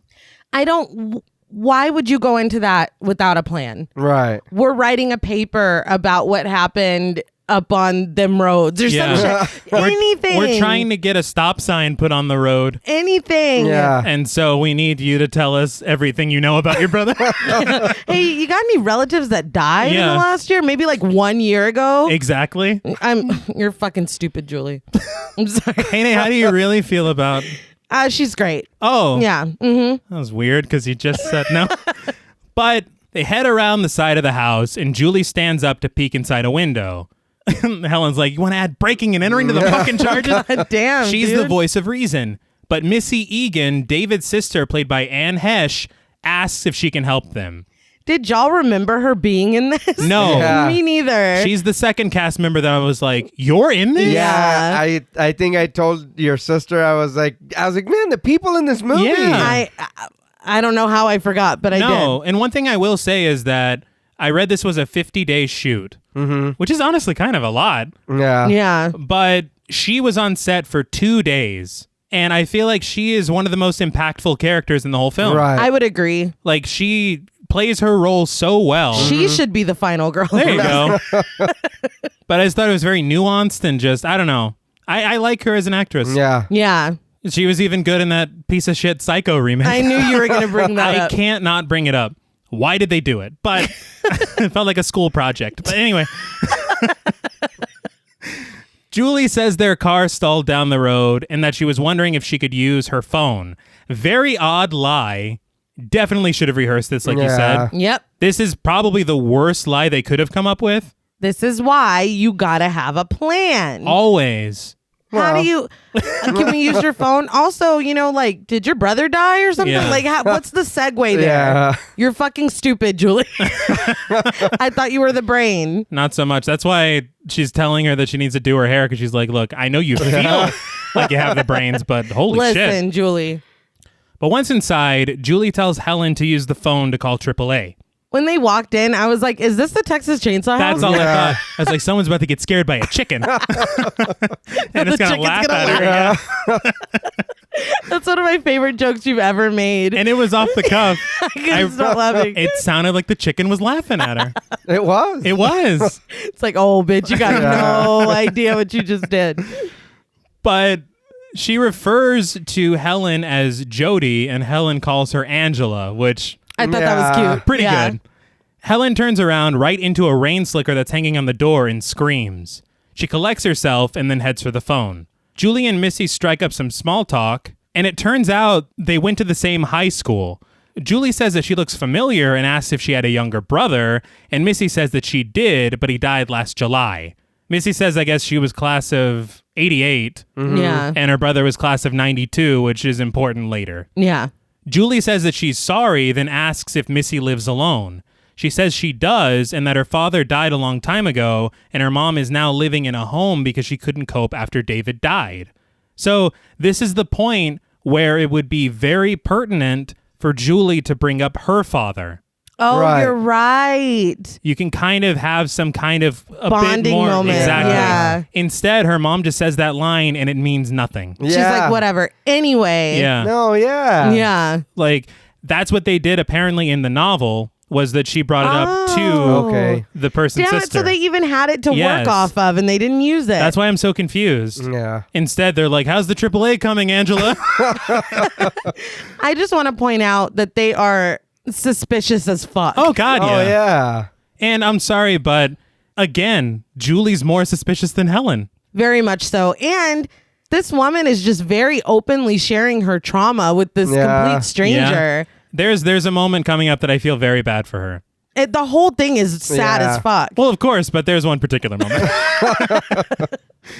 But Helen returns and says that AAA is on the way. Missy offers to make them each a cup of tea, and they accept. Helen is no Ray, but she does go fishing.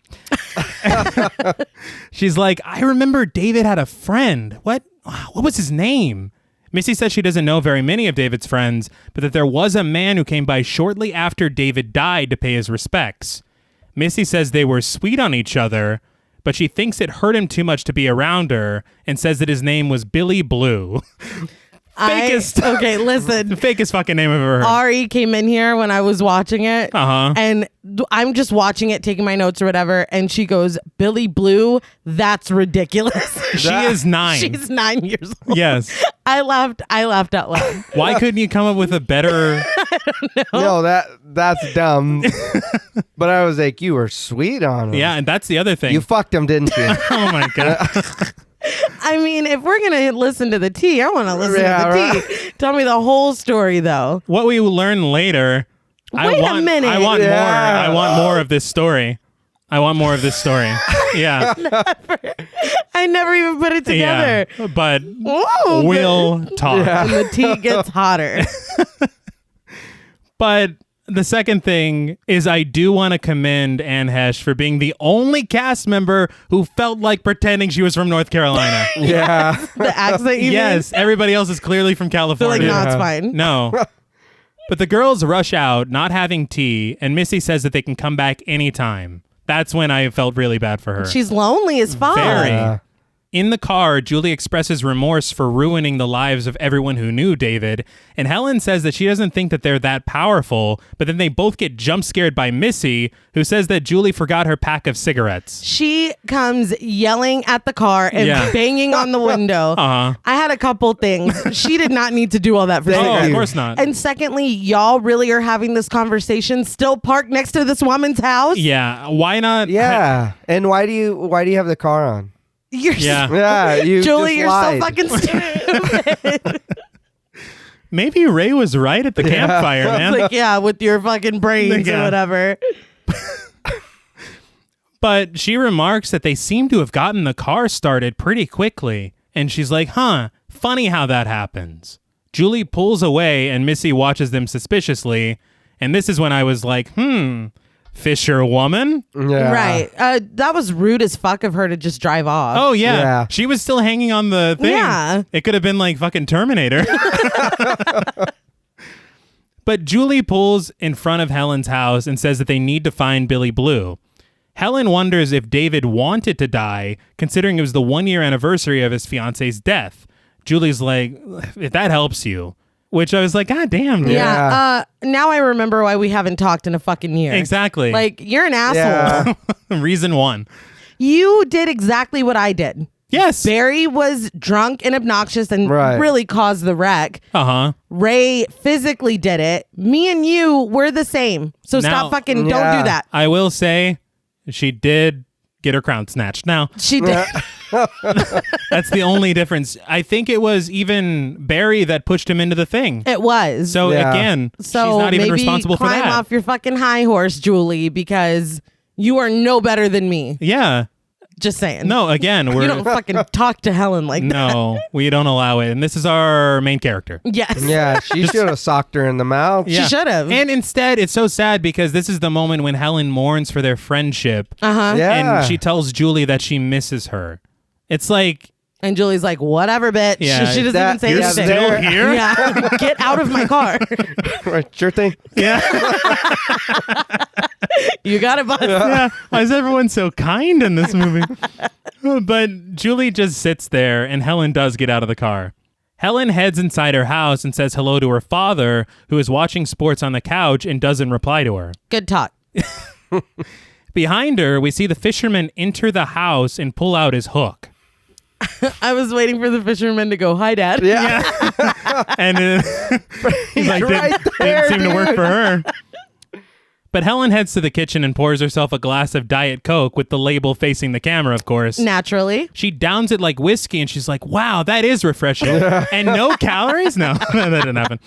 But she rounds the corner to head upstairs. Unbeknownst to her, we see the fisherman round the corner on the second floor into her bedroom, it looks like. Really cool moment. Very cool. Yeah. Not for her, but... No, like she barely misses seeing him. But she heads up to her bedroom and undresses. We focus on her unopened closet, watching her as she picks up her Croaker Queen crown and looks at it somberly. Black Christmas? Right? Maybe, yeah. Again, there's a lot of little references. Yeah. But this is when a hand reaches out and grabs her. It's Elsa. Yeah. Phew. Yeah, no. I did want to point out that, again, who do we know better? Helen or Julie? Oh, Helen, by far. Yeah. By far. We're getting a scene of her home life and her somberly looking at what could have been. Yeah. Right. How do you not feel sympathetic for her? Yeah. They fucked up. They done goofed. You done goofed. But Elsa's like, oh, is the washed up, dried out has-been having a moment? And I was like, this is your sister, dude. Yeah. Elsa, you need to let it go. Right. Yes. That's all I'm saying. Again, we all have siblings at this table. Y'all remember Frozen? Yes, yes. It took me a second. I was like, she really does need to let this go. Yeah, Elsa, let it go. That was last year. But that, it was a little out of line. No, but you're right. We all have siblings. We would never do that. No. But Helen just walks off and sets the crown on her dresser. Elsa says she needs her at the store at 10 o'clock for inventory, but Helen tells her that's a no-go because she has to be in the parade at that time. The outgoing pageant queen has to ride in the parade. It's tradition. She sits down to brush her hair, and Elsa's like, you and your hair. It's so pathetic. And Helen just like, get the fuck out of here. What? Why are If you're just going to hurl insults at me, I could just go to sleep. But Elsa goes to bed, and in a static shot outside, we see the dusk turn into dawn. It's fantastic. But inside Helen's bedroom, we press in on her sleeping. I just have to interject really quickly before you go on. When she was still alive this morning, in my mind, the killer saw that whole interaction with her and her sister, and he's like, she's had enough. It's like, damn. I'm not going to do this to her tonight. Yeah, baby. I'm going to go fuck up Barry again. But she wakes up with her crown on her head, as well as clumps of hair on her pillow. She lurches out of bed, and written on her mirror is the word soon. She screams and smashes the mirror with her fist. And no one in her family seems to care.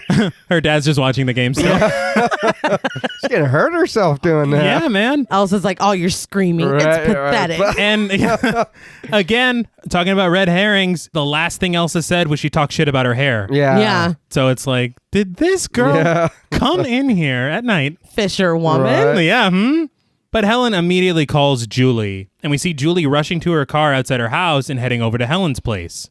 As soon as the scene started, I was like, that's the shirt. Oh, right. The moment I've been waiting for the entire film. That's it's the coming. shirt. The moment you've been waiting for. On the way, she hears a strange noise coming from her vehicle, so she pulls over. She cautiously makes her way to the trunk of the car, where we hear the noise continue. I was like, is someone eating chips in her trunk? She opens it up to find Max's corpse covered in live crabs. She screams and backs into the road where a truck honks at her. I was like, rude. She's clearly having a moment. But she runs off to Helen's house. Again, runs. She be chopping. Oh, yeah. That's all I'm saying. But she heads upstairs to find Helen and Barry talking on her bed. The three of them return to the car with poor Helen wearing a hat. Barry opens the trunk, and we get that neat Tarantino trunk perspective shot. Mm-hmm. We see the entire group, only to turn around and find out that the trunk is empty. I have a couple things here.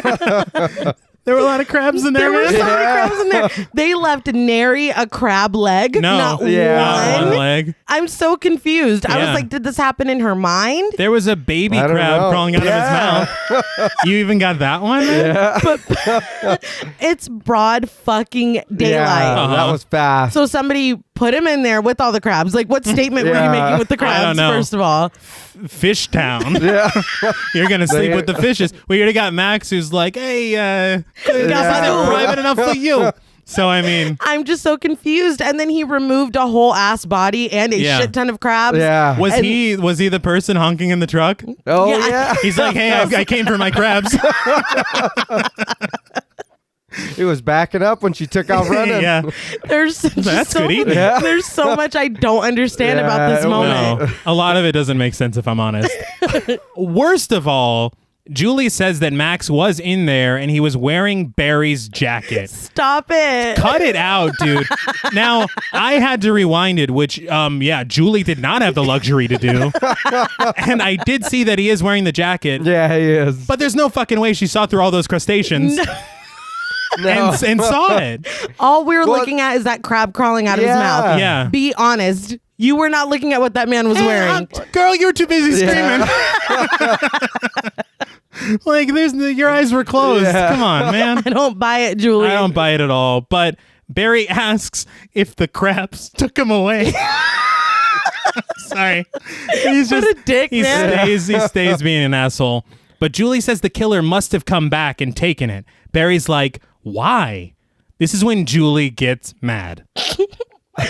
She's like, why anything? Why did he try to run you over? Why did he make coleslaw on Helen's head? I was like, come on, man. You haven't even seen it yet. And that was very rude. That was very rude. And Kevin Williamson, calm down with the Food Network.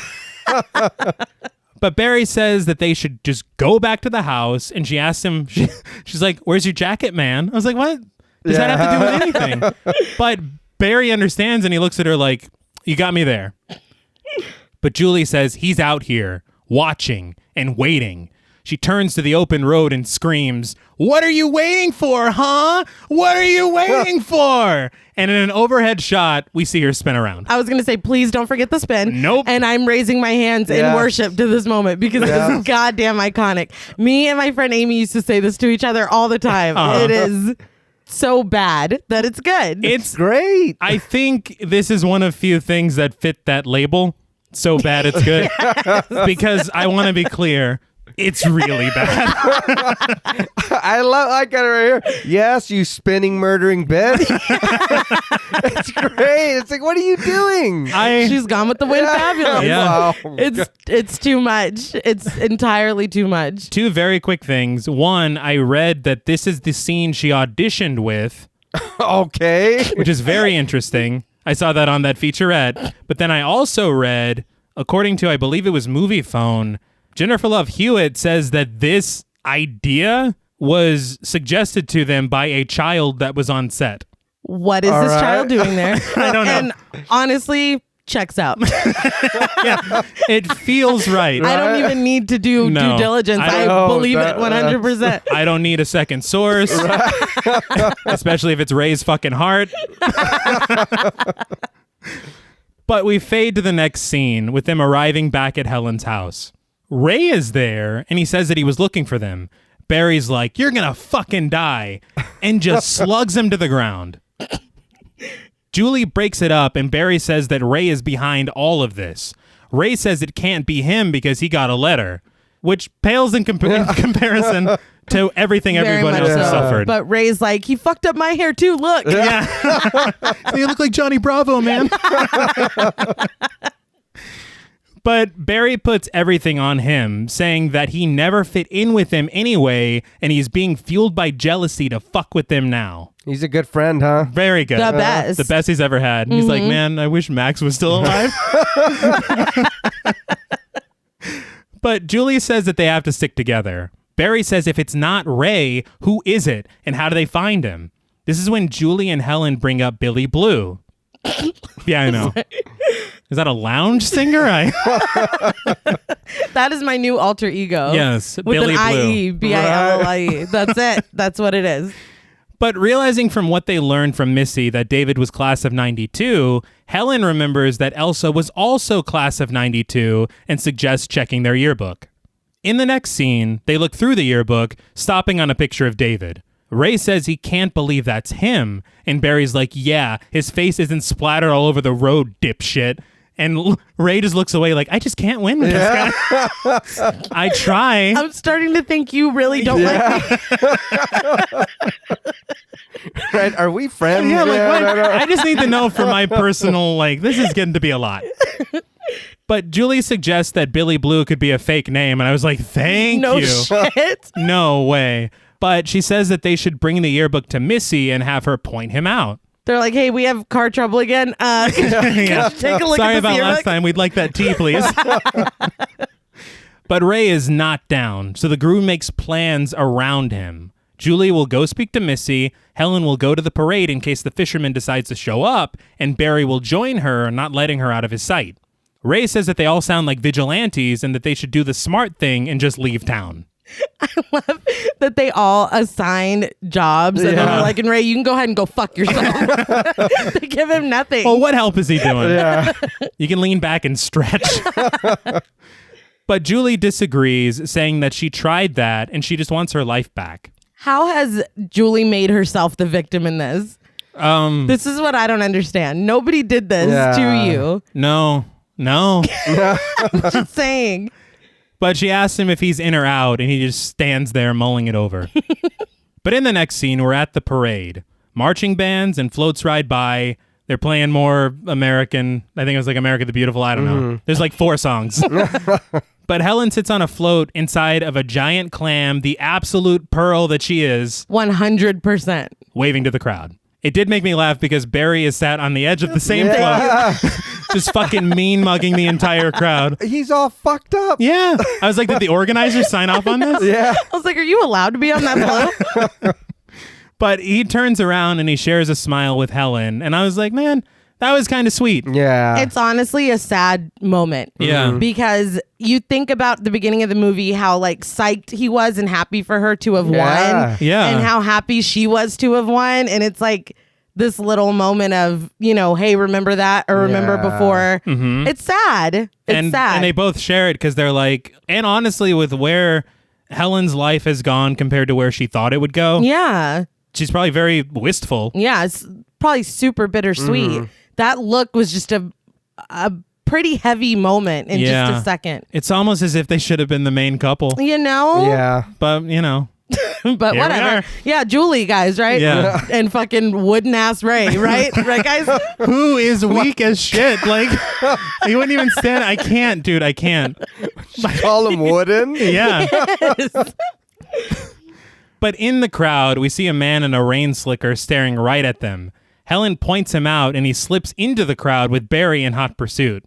Barry catches up to him, tackling him. I'm sorry. Smooth. Let's not ignore the people that he fucking hurled to the ground. Oh, he does. In pursuit of him. He's not letting the suit get away. But after he tackles him, he turns him around, and it's just your garden variety old man. Yeah. And Barry's like, where the hell is he? And the dude's just like, oh, I don't know. take whatever you want, man. Take it all. I'm taking a walk. Yeah, and he doesn't apologize. No. So I was like, maybe this dude is an asshole. Yeah. But in the next scene, we see Julie arriving in Missy's place. We hear the sound of Lead Belly's Where Did You Sleep Last Night playing, which, yes, please. Love it. Yes. Julie knocks on her door, but just like the last time, doesn't get an answer, so she decides to investigate the property. We see like a chicken hanging overhead. I think it was laughing at her. But out of nowhere, Missy fucking comes at her with a knife. She looks very threatening at first, but then the scene cuts and she's just casually holding it. I was like, is she hallucinating? Yeah. I don't know. But she's like, what are you doing here? I was like, you were just about to stab her like 5 seconds ago. Well, why'd you go over here alone? What the fuck? That was fucking stupid. Well, because Ray's a fucking punk. Oh, he's wooden. Like, I'm packing. He's wooden. Yeah. He's like, I need my varnish. But back at the parade, Helen looks around nervously, spotting several fishermen in rain slickers. However, one fisherman on a rooftop shows his hook like he's posing for the DVD cover. So we can assume this one's the real deal. So the slicker isn't just a statement. No. It's a lifestyle. Huh? Clearly. But we then return to Missy's house where we see her segmenting a fish with a knife that she was holding earlier. So I was like, what was that threatening posture, man? Yeah. That had to be a hallucination. I think we're... Julie's like, I haven't eaten today. Like, I don't know. I get lightheaded. I don't know.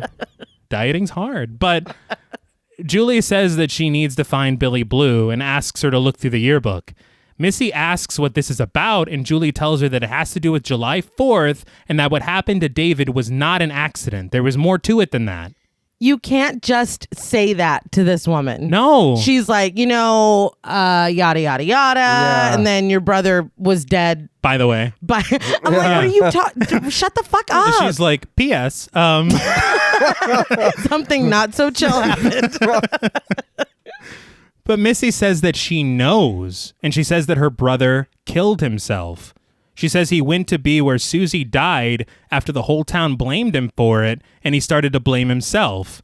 He even left a note, which Missy hid so she could collect the insurance. She retrieves the note and gives it to Julie. And written in the same style of the previous notes we've seen, it says, "I will never forget last summer." So real quick. Huh. Why do you keep that note in the shed? You're right. She kept it with her chainsaw. Like, I don't know what's going on. My thing is, she's like, I got a note, and Julie's like, you got a note? Why the fuck would the sister get the note you got? Like, why are you like, a note? Yeah. What are you like, talking about? Missy, did you also hit a guy last summer? Were you in the car with us? Yeah. Right. But Julie says this isn't a suicide note. It's a death threat. Then she spills all the beans. I can't. I was there. We saw him. We hit him. It was an accident. I saw the tattoo on his arm. Missy just snatches the note, saying her brother doesn't have a tattoo, and tells Julie to get off her property. Her hands also got really clean. Oh, well, yeah. She was just... They were covered in fish guts. Yeah, and now she's like, get out. And, they're pristine. You're like, those hands are beautiful. Yeah. Your hands are gorgeous. But then it hits Julie. They did not hit David Egan. And then she fucking runs away. Of course she does. No explanation to this woman who you have opened up a wound of her dead brother. You made her share shit that she obviously didn't want to share about the way that he died. And then you're like, oh, it wasn't even him. Pew! And you're just gone. Well, in all... Okay, bye. Yeah. Just took It's off. fucking absurd. In all fairness, she told her to leave, but she did not tell her the speed at which to leave. She wasn't like, get out of here, and quickly. Make it fast. Just dust. Yeah. It's just a cloud. It's infuriating. She hits the chicken and her rings fly out.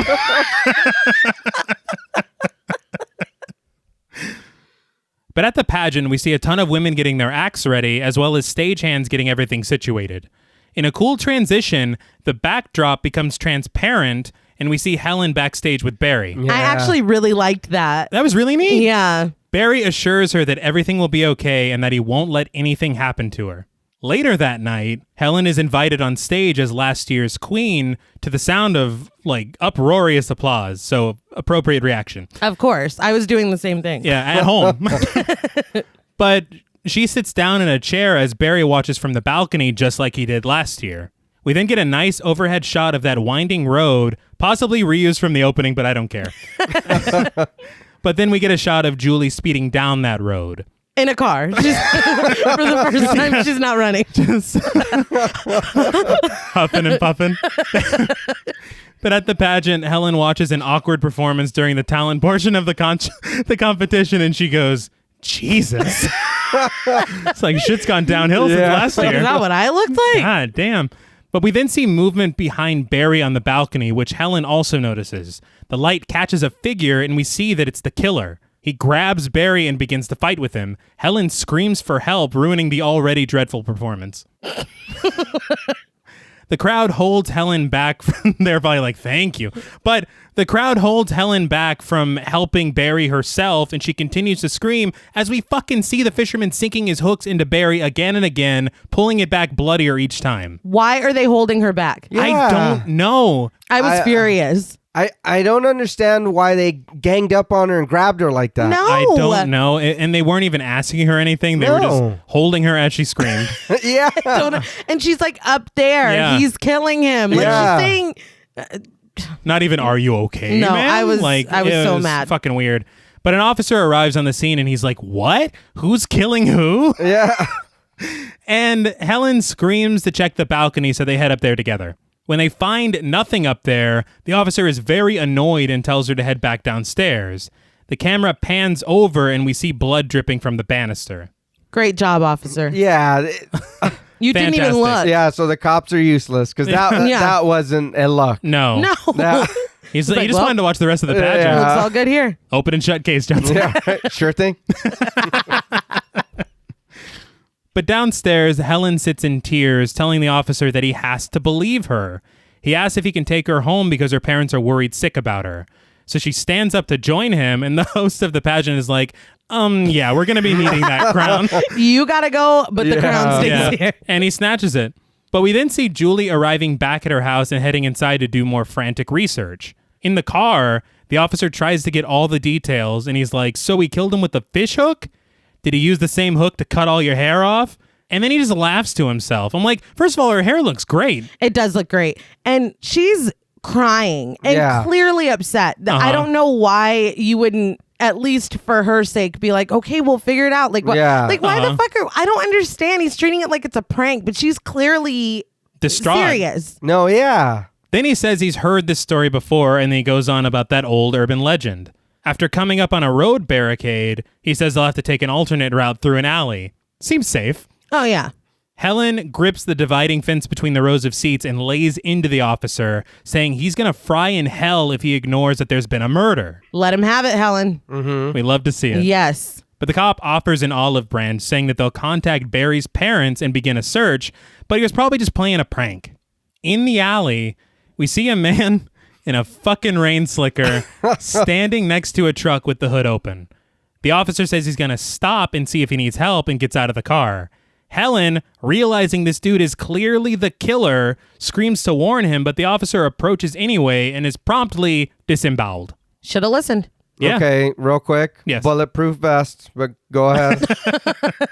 I mean, it's a bulletproof vest. I don't think a knife or that hook gonna. I mean, it's a small town. They don't have vests in the budget. Yeah. Well, they couldn't spring for hook-proof vests. All right. It's bulletproof now. It's a different brand. Right. But so begins the best sequence in the entire film. For sure. Helen tries to get out of the car, but again, it's a police car, and she's in the back seat. We did this in Scream 2. We did. Well, yeah. We haven't done it yet. Okay. Well, Scream 2, we did this in I Know What You Did Last Summer. I think Kevin Williamson just has one speed. But again, I'm not sure why he didn't let her ride passenger. You're right. Yeah. She didn't do anything wrong. No. Yeah. She's just being taken home. He was just taking her home. That's stupid. But the fisherman wrenches the hook out of the cop's corpse and has the decency to wipe it off. He's like, I don't want to cross-contaminate. Helen kicks out the window and runs her ass off with the fisherman close behind. We get a quick cutaway to Julie on her computer as she reads that Susie Willis was survived by her father, Benjamin, a fisherman. So you mean to tell me you just didn't read the whole article? It's the same article. Yeah. I was like, are you fucking kidding me? But we return to Helen running for her absolute life, making her way to her family's store. She sees Elsa inside and bangs on the door to get her attention. Elsa walks to the door but retreats to snag the keys, finally unlocking the door and letting Helen inside. So this is shot almost identically to when Laurie Strode is trying to get back inside the Doyle's house on Halloween. Oh, that's great. The keys? Yes. That part. Yeah. It's exactly the same, even with the fisherman approaching. Like, it's such a sweet little... That's incredible. But that's what warmed my heart. But Elsa tells Helen that she could have used the other entrance, which is still open, and Helen tells her just to lock the door and call the police. Elsa is not treating this with the urgency it deserves. No, from her banging on the door, screaming and crying, she's just like, ugh. Whether you hate your brother or sister, come on, you see something's she's clearly wrong. Panicking. Yes. And she just is like, oh, what now has been? Yeah. I was like, Jesus Christ. You're pathetic. Like, dude, I'm gonna die. Crying. You see tears streaming down my face. But Helen's just like, look, do what I say, goddammit, and rushes off to call the police. As Elsa goes to lock the door, we see it closing just as she enters the room, which is not good. She locks the door, but of course, the fisherman approaches her from behind, raising his hook and slashing her to death with it. Now, I did read that they shot this scene initially without blood, but the producers had them go back and reshoot it with blood added because otherwise it kind of would have just looked like he knocked her out with the hook. Yeah. The blood sells the whole death. Yeah. I guess Gillespie was hesitant, but he's like, no, you're right. And he agreed it did look better. Why? What is his aversion to blood? I don't know. Is he one of those people that faints when he sees blood and he's like, I just can't put it in. Okay. I guess so. He's fucking, what's his name from Hellraiser? I'm going to be sick. But Helen calls out to Elsa, and we get this gruesome shot of the fisherman dragging her corpse with his hook in the darkness. It looks awful. Yeah. But Helen makes her way downstairs, and the music that was playing in the store stops. The lights go out, and Helen turns to face the mannequins, which are covered in plastic. No, thank you. Nah. Was this Maniac? Just as the room falls completely silent, the fisherman lurches out from under the plastic, tackling Helen.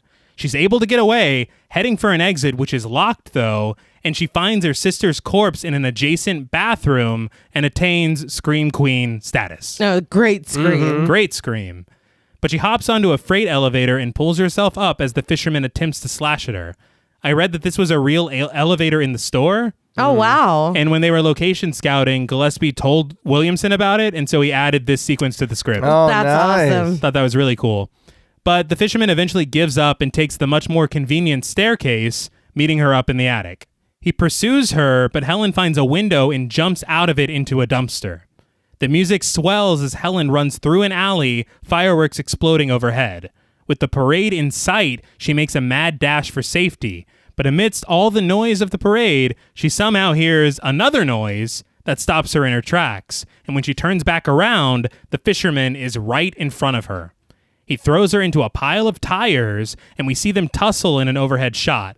She puts up a valiant fight, but unfortunately is murdered.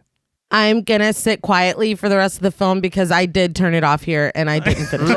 I'm just Like, I didn't write any more notes. I was really fucking mad, though. Yes, The most compelling character in the film. absolutely. She fought her ass off. She ran her ass off. Right. She did everything right. She was the best of us. She She just wasn't as fast as Julie. That's nobody is. if she gave her some chopping lessons. That's all. Fucking Flojo James. Nobody's as fast as Julie. But I was legitimately upset. Yeah, Like, me it too. just shouldn't have happened. I mean, Helen Shivers is an icon. Absolutely. She was our hope, I guess. And She was the best of us. I feel like she was the truest non-final girl I've ever seen. Oh, definitely. I can't even think of a runner-up. No, I am legitimately gutted right now. I think we might need to take a cry break. I barely want to continue, and I want to say without hyperbole, this is the worst thing that's ever happened to me. But I think that's my whole thing, is that you've created an incredibly compelling character. Yeah. And now that she's dead, I don't give a fuck about Julie, no. dude. Oh no. I don't give think a I've fuck made about it pretty Ray. clear. I don't give a shit about Julie. We have to shout out Sarah Michelle Gellar for Yes. playing Right. the part to perfection. Yes. But it's just so unfair. Why is she the second one?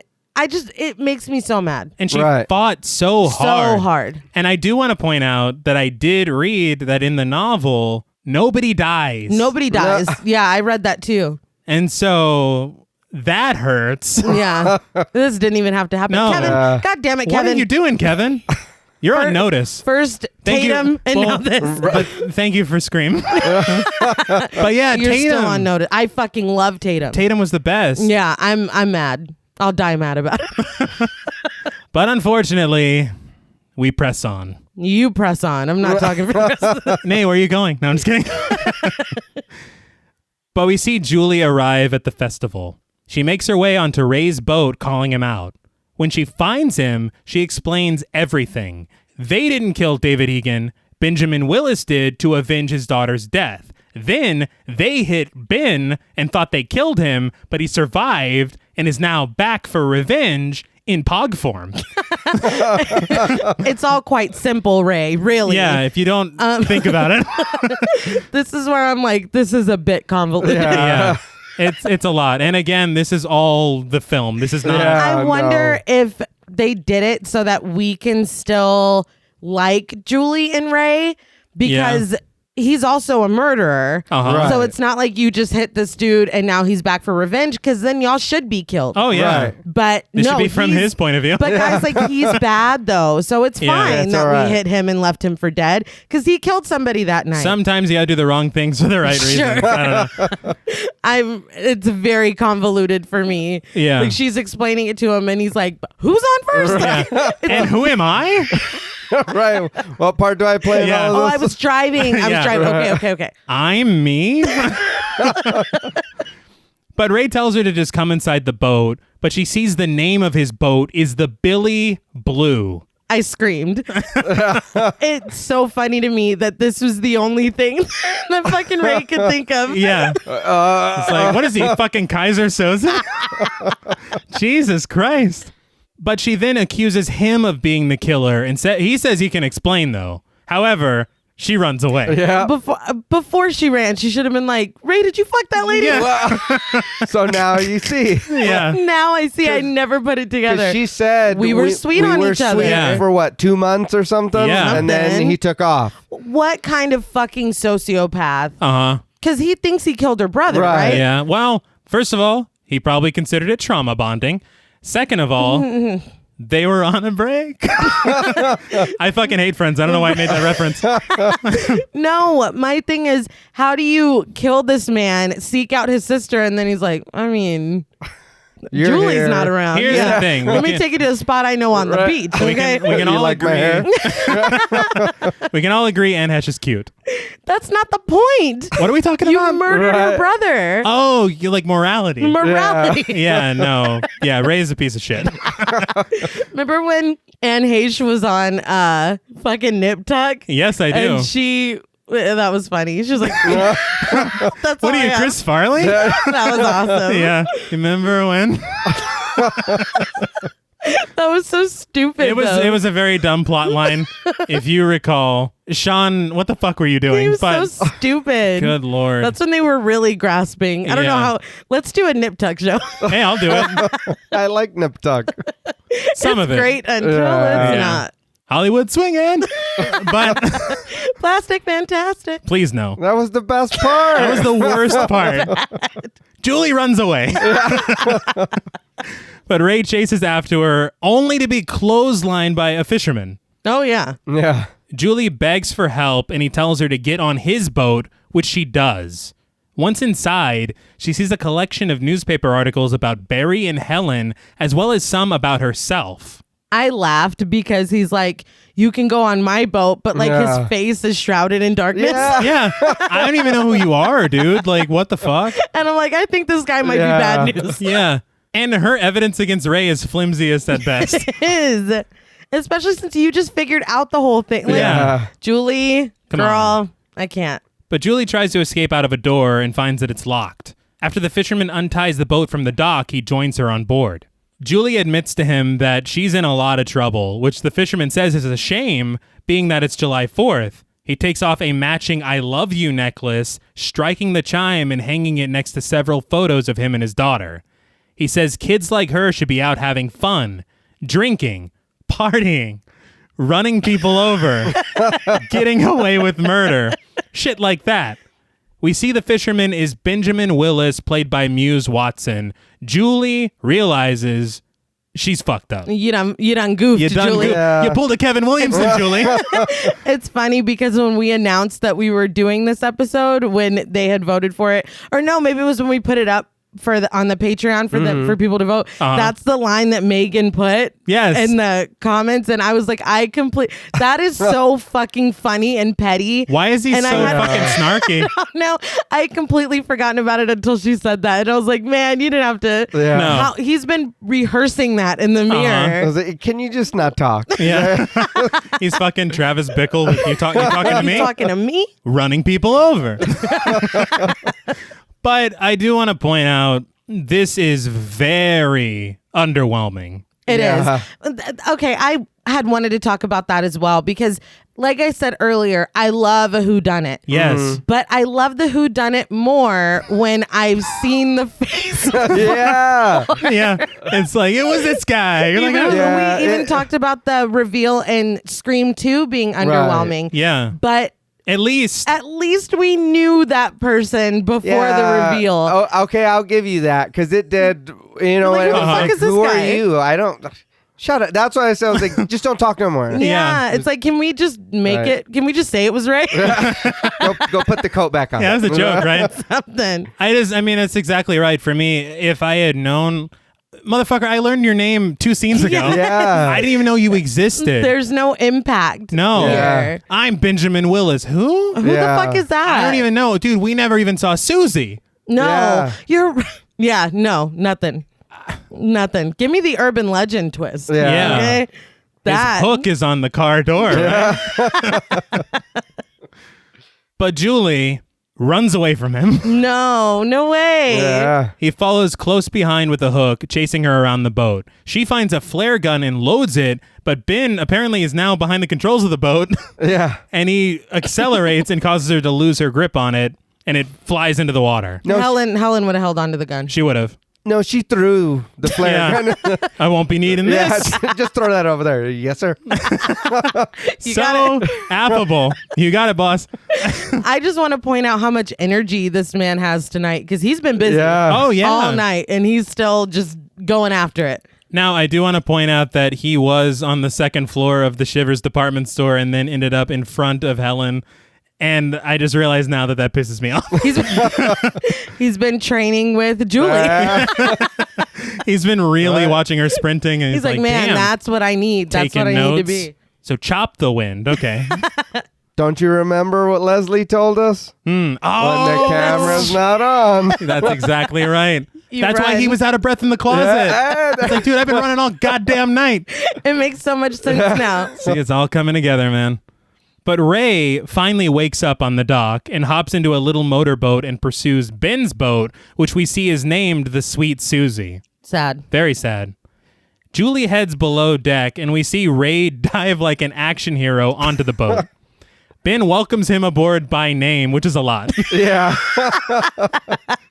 I admit it's a lot, but the two begin to fight.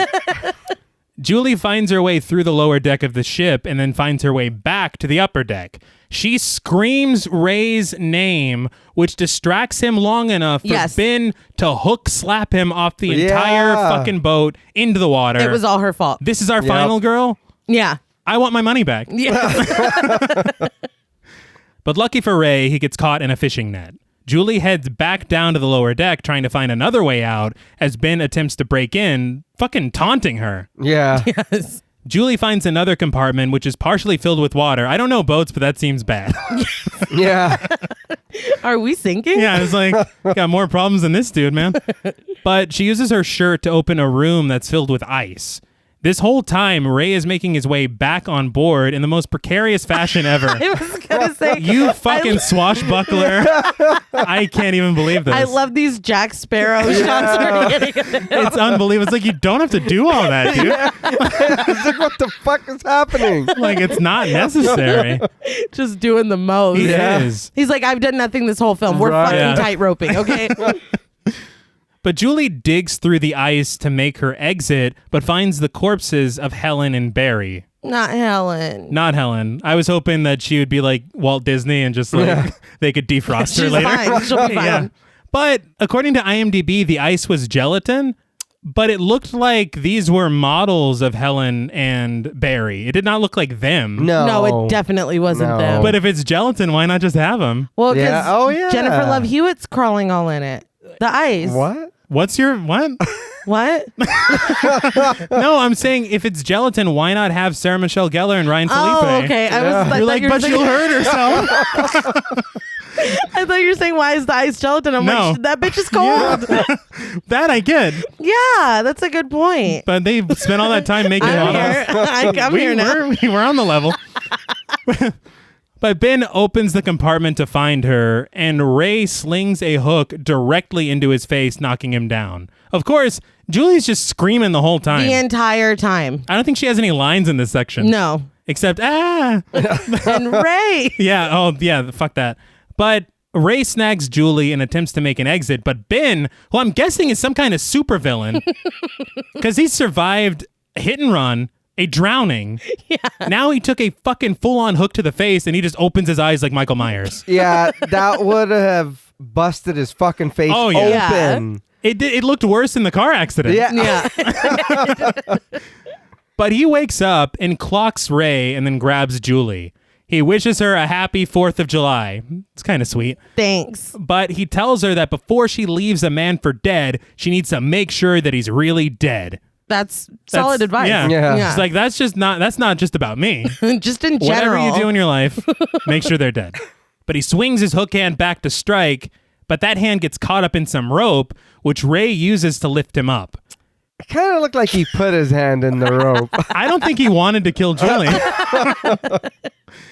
But as he ascends, his hand gets severed. Then the rope runs out and it hurls him into the water. Julie and Ray embrace, finally completing the murder they started a year ago. If at first you don't succeed. But we watch as the police search the boat and Julie and Ray share a moment together. This whole time, she says, they never killed anyone. Frame it however you want. What did she say? Whatever helps you sleep at night. Exactly, yeah. You were fucking rude to Helen, but now you're like, actually, we're innocent. Right. But Ray explains that he had to know who it was, which is why he went to go see Missy. It's like, what about the 2 months, man? Yeah. But he apologizes for not telling her, and he says that he just couldn't lose her again, and then he tells her he loves her. She says she understands, and they hug.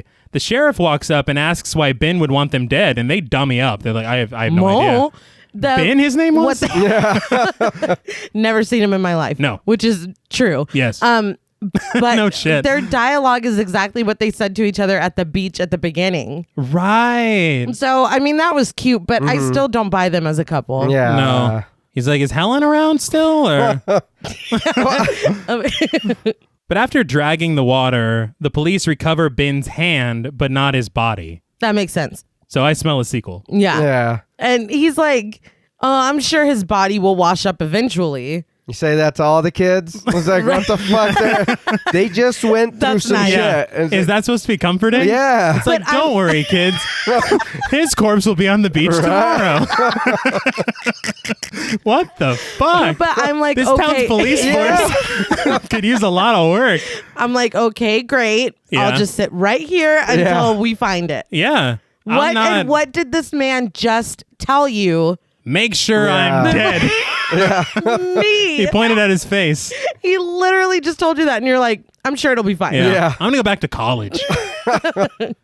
But 1 year later, Julie is back at school, and she's on the phone with Ray planning a trip to New York City, and she's about to hit the showers. She's busy. She's doing a lot of stuff. But we hear Deb bring her some mail and leave it for her outside. She tells Ray that she loves him and gets off the phone. She then heads to the locker room to check the mail, and she sees that it's just an envelope with her name on it. Oddly in the same font of before. Same exact font. But the music grows tense as she opens it and reveals it to be an invitation to a sorority pool party. That's like the worst invitation I've ever seen. Yeah. You have any graphic designers in the sorority? You or- put like Is some it your- color into it. Graphic design is my passion. It's supposed to be an arm, dude. Yeah, goddamn. But she heads back to the showers where written on a shower door are the words, I still know. She looks around but sees no one. Then she hears the chime of the necklace, and out of nowhere, the fisherman jumps out at the camera through the glass. What a creep. You're in the girls' shower Yeah. room, man. But that's the very odd ending to the film. I don't like it. I hate it as well, but I have to ask, what did you guys think of I Know What You Did Last Summer? All right. So I'll just go ahead and get out of the way because I already said I like this movie. Uh-huh.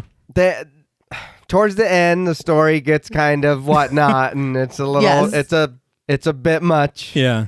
But I really had fun watching this movie and talking about it with you guys. And like I said, I don't mind Scream, but like this is like just a movie. Right. It's a fucking straight slasher horror movie. You know what I mean? There's not heavy on the nudity or on the sex or whatever. It's just, let's get to it. Yeah, the story sucks. I mean, the ending is, you know what I mean? Now, you didn't really kill that guy. You killed this guy, but I'm not dead, so I'm back, and now you're going to die. Wait, I don't understand. And your name is? Yeah, right. And who are you? Right, mister, I don't know who you are. Yeah. But, kind of like a Scooby-Doo situation, Yeah. but Scooby-Doo's better. Of course. Yeah, it was the old caretaker. Hey, speaking of Scooby-Doo, Sarah Michelle Gellar and Freddie Prinze Jr. Hey, Hey. we love it. I love it. The cast, I love the fucking people in this movie. Yes. Nothing against Nev Campbell, but No, you know of what course I mean? not. Right.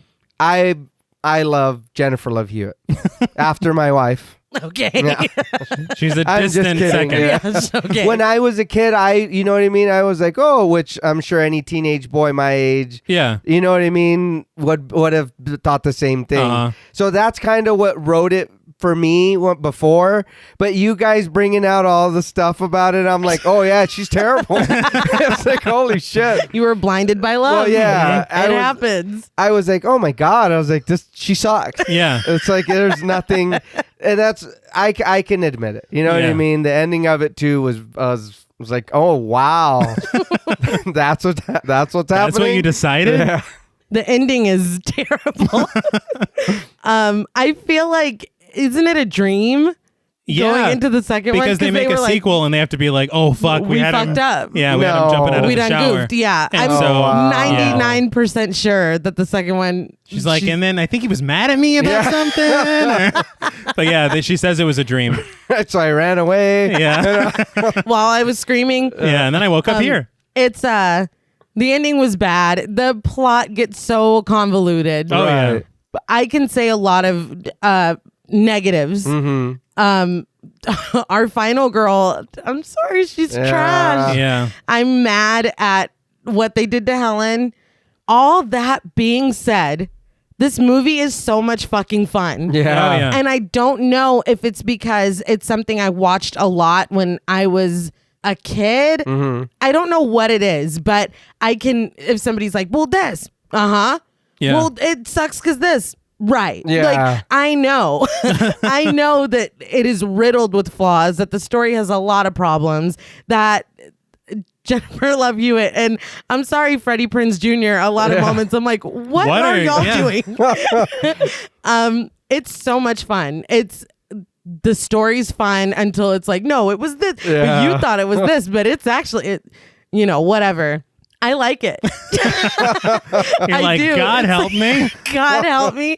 I fucking still like this movie. I agree. I think that's the major thing, is that it's a ton of fun. It is. And then it was even more fun talking about it. Yeah. I honestly, I was coming to the table. I was like, man, I don't know that I have a lot to say on this movie. I had a lot to say on this movie. But that's the bottom line, is that it's a ton of fun. Does the story work completely? No. No, it doesn't. Is our final girl worthy of the title? No. No. But I mean, especially considering the nostalgic feelings I have for it, For sure. how could I not enjoy it rewatching Yeah. it as an adult? Yeah. But I guess that brings us to ratings. I've started doing this thing where I kind of separated it in positives and negatives. Okay. So the positives, I do want to say that it still holds up in a lot of ways. I think that the cinematography is interesting sometimes. It is. Sarah Michelle Gellar is a revelation. She is. Helen Shivers, the icon. I will never forget you. Never. I will sing your songs and tell your stories. But Isn't that why they do fireworks on the 4th? that's the only reason. Yeah, I Yes. thought so, right? Yeah. Okay, yeah. We handled that very seriously. Yes, yes, I believe. Yes. You got it, boss. But I think it's an interesting idea, and I love the idea of them coming back the year later and kind of all suffering in their own way over it. Yeah. It's a very interesting concept. You don't see a lot. No. It's a teen slasher. Yeah. But here come the negatives. Julie is not a good character. She's really No. not. Just at all. There's nothing about her that that endears her to me. And when Helen dies, it's like, why am I watching this still? Yeah. Like I You said, know? when you guys brought it up, I was like, you spend Yeah. more time with her. You do. I feel like if you put them side by side as far as like screen time, it has to be Helen Shivers, right? Yeah. It has to seems. be. Even though she died. Yeah, it's just so weird. If there was ever a movie that deserved a false protagonist, it was this one. For sure. And then Helen saves the day at the end. Yeah. But I also, as I said, I feel the reveal of the killer is extremely underwhelming. It would be nice if it wasn't met with a, and who the fuck was that? Gotta lean over to your friend to make sure you're watching the movie. But I mean, it's a ton of fun. I got a lot of nostalgic feelings for it. I do want to say before I give my score, man, back in the day, episode 13, Scream, I did not know what the fuck I was doing with my score. Can we please Yes. do a shining moment? Because Yes. I completely agree. We retroactively on the episode of Dr. Sleep gave The Shining a 10 again, which it deserved. But on this episode, if we haven't already, I would like to retroactively go back and give Scream 9.5 red herrings out of 10. I was going to change mine to 9. Oh. But yeah, I absolutely agree. I love Scream so much. Yeah. And I wanted to get that score out of the way so I can get this score. I feel like we wrestled, and I still do sometimes. I know I talked about it on House, and I know you're doing your score, but of course I got to fucking... I've got a story. Yeah, let's talk about me for a second. Episode 13 was Scream, Yes. and back then I was really trying to take my own feelings out of it and only like nakedly watch the film for what it was and discount any nostalgia, discount any, I know that moment was super cringe, but I love it. And now I'm like, no, I love it. Like, if you love it, you love it. It can't not factor in. No. Right. And so yeah, I got to totally agree with you because we both gave Scream 7.5. that's not fair. Which And- it deserves less. Oh my God. And Wow, anyway, that was dramatic. I think we're going to need counseling after this Yeah, I episode. think so. Yeah, for sure. I think now we've kind of leaned more into I love this, and I know it's not perfect, but it's perfect to me. Yeah. You know? So I'll let you continue. But yeah, I just wanted to we really wrestled with our rating system back then. And I think we've kind of ironed out the kinks now. Yeah, for the most part. For the most part, because when we did House, a bitch was stressing because that was very difficult. But all that to say, out of 10 threatening letters, I'm going to give I Know What You Did Last Summer 7.5 threatening letters out of 10. I can't shake the nostalgia. Can't do it. And Sarah Michelle Gellar will always have my heart. But I will now open the floor to you. I don't know if I need to go into, we kind of already did this. Right. My only closing thought, I will say Helen Shivers forever. But I fucking completely agree with you. I also gave I Know What You Did Last Summer 7.5 threatening letters out of 10.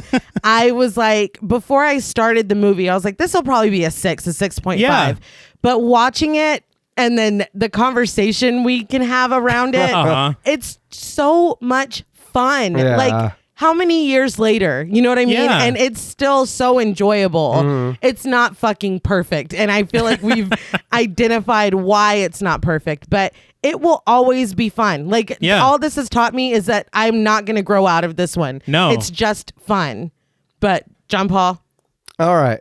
So I know I tease you guys about Scream a lot. And You whatnot, but do. I do. I prefer this movie over Scream, only for the fact that this is just a straight, you know what I mean, teen slasher movie. There's no, like I said, whatever Scream does. Scream does it good, but I mean, it's not for me. Right. But I do enjoy this. It's the story falls apart. Yeah.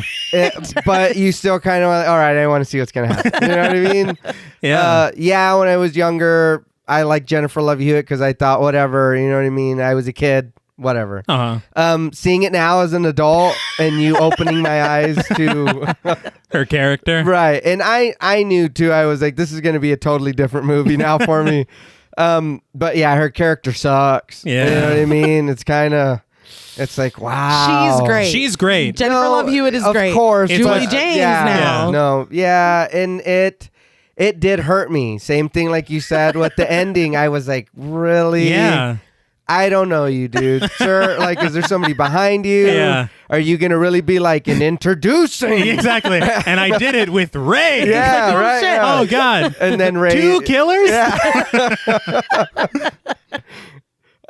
But yeah, the movie's fun. Yes. If you've never seen it, watch it. I will watch it again, I'm sure, Absolutely. in the future. And I'm mad that I did not watch this for at least a decade. Dude, I haven't seen this it's movie. been years. Yeah. I want to say Right. possibly for me since childhood. At least for me, since I was a teenager. And I don't Yeah, know for why. sure.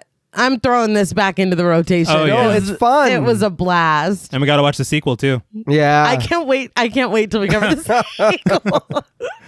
But on a scale from 1 to 10 threatening letters, you might be surprised.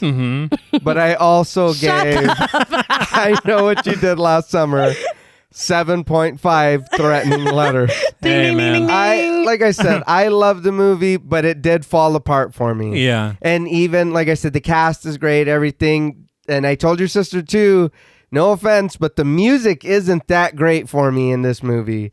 I love the score when he's coming after Helen. Yeah. Yes. The score there is very strong. In other places, I'm Man. like, Yeah, fucking calm down. Yeah. Jesus Christ. We barely know this guy. Yeah. That is very fair. I forgot to call out that score in that scene because there's a feeling, the second you see the fireworks, there's this feeling of hope. Yeah. And I feel my No, you're heart. positive. Oh. You're positive she's going to make No, it. I'm Yeah. talking about like the music they use. You mean the soundtrack? Yeah. Oh. No, The score. The score is fine. The song, soundtrack. the song they played at the party at the beginning was really fucking weird to me. I like But the typo negative. song. Well, That was good. it's typo negative. Yeah, I mean, how can we say anything different? Yeah. But yeah, the soundtrack was a bit. I would. So that kind of hurt me too. But And I just want to say, Scream did have Red Right Hand. Just want to put that out there. For So- sure. So if we're comparing films still. One thing I did want to say is that they are doing, I think it's a James Wan produced I Know What You Did Last Summer TV series on Amazon Prime. What's that now? Yeah, I think it got greenlit and they're ordering it 2 series. Oh, nice. Now it's going to be a completely different cast, obviously. No, yeah. No, bring them back. Yeah. And then we find out that Helen was preserved in the gelatin ice. Good. And she's fucking fine, you guys. The gelatin she's ice. fine. And it's about her trying again. How Helen got her groove back. I'll watch it, shit. I'll watch the fuck out of that. Well, that's all from us at Pod Mortem. What would you rate I Know What You Did Last Summer, and what should we watch next? Let us know on Twitter at the Pod Mortem. Don't forget to follow us on Instagram and like us on Facebook. Be sure to follow each of us on Twitter at TravisMWH, at Blood and Smoke, and at RealStreeter84. Please consider pledging to our Patreon and stay tuned until after the music for a special thank you to our Wendigo Getter patrons. And remember, if you don't want it to haunt you for years to come, keep your eyes on the road. Until next time.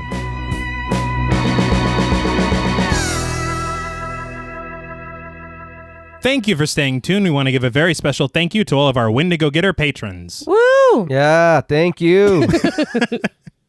Special thank you to Chris Ontiveros, Kristen Lofton, Megan Martinez, Kimberly Bass, Melanie Van Houston, Sophie Hodson, Anthony Jerome M., Jordan Nash, Kent and Allison O'Morton, Guy54, Lala Thomas, Travis and Nisa Hunter, Miguel Myers ATX, Mandy, Jennifer Perez, Pierre Lombard, Jacob Tyler, Carissa, TJ Bronson, Gabrielle Trevino, Spooky Mom, Andy Teague, Applin Ontiveros, Karima Rhodes, and Antonio Huerta. Thank you all so much. Thank you. Thank you. Yes, thank you all for all your support, and we hope that you're hooked on our content. The murder weapon. Yeah, he killed a lot of people. with Right. that. Sure thing, boss.